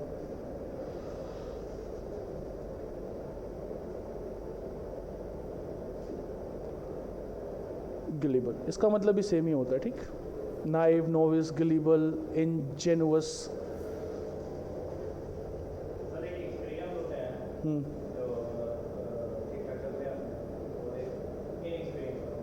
एक्सपीरियंस का मतलब जिसके पास बहुत ज़्यादा तजुर्बा है वो एक्सपीरियंस हो गया। इनएक्सपीरियंस के बाद जिसके पास तजुर्बा नहीं है, इसका मतलब नया नया है।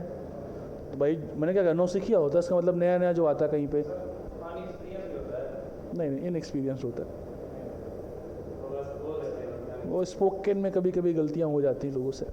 ऐसे बहुत सारी चीज़ें बोलते हैं स्पोकन में हम लोग, गलत होती है।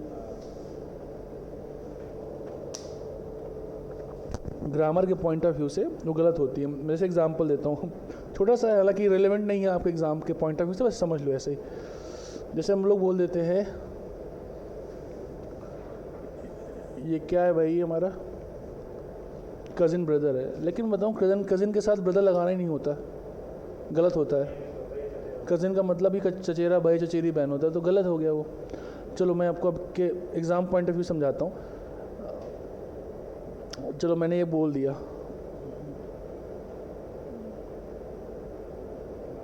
हाँ, फाइनल कंक्लूज़न।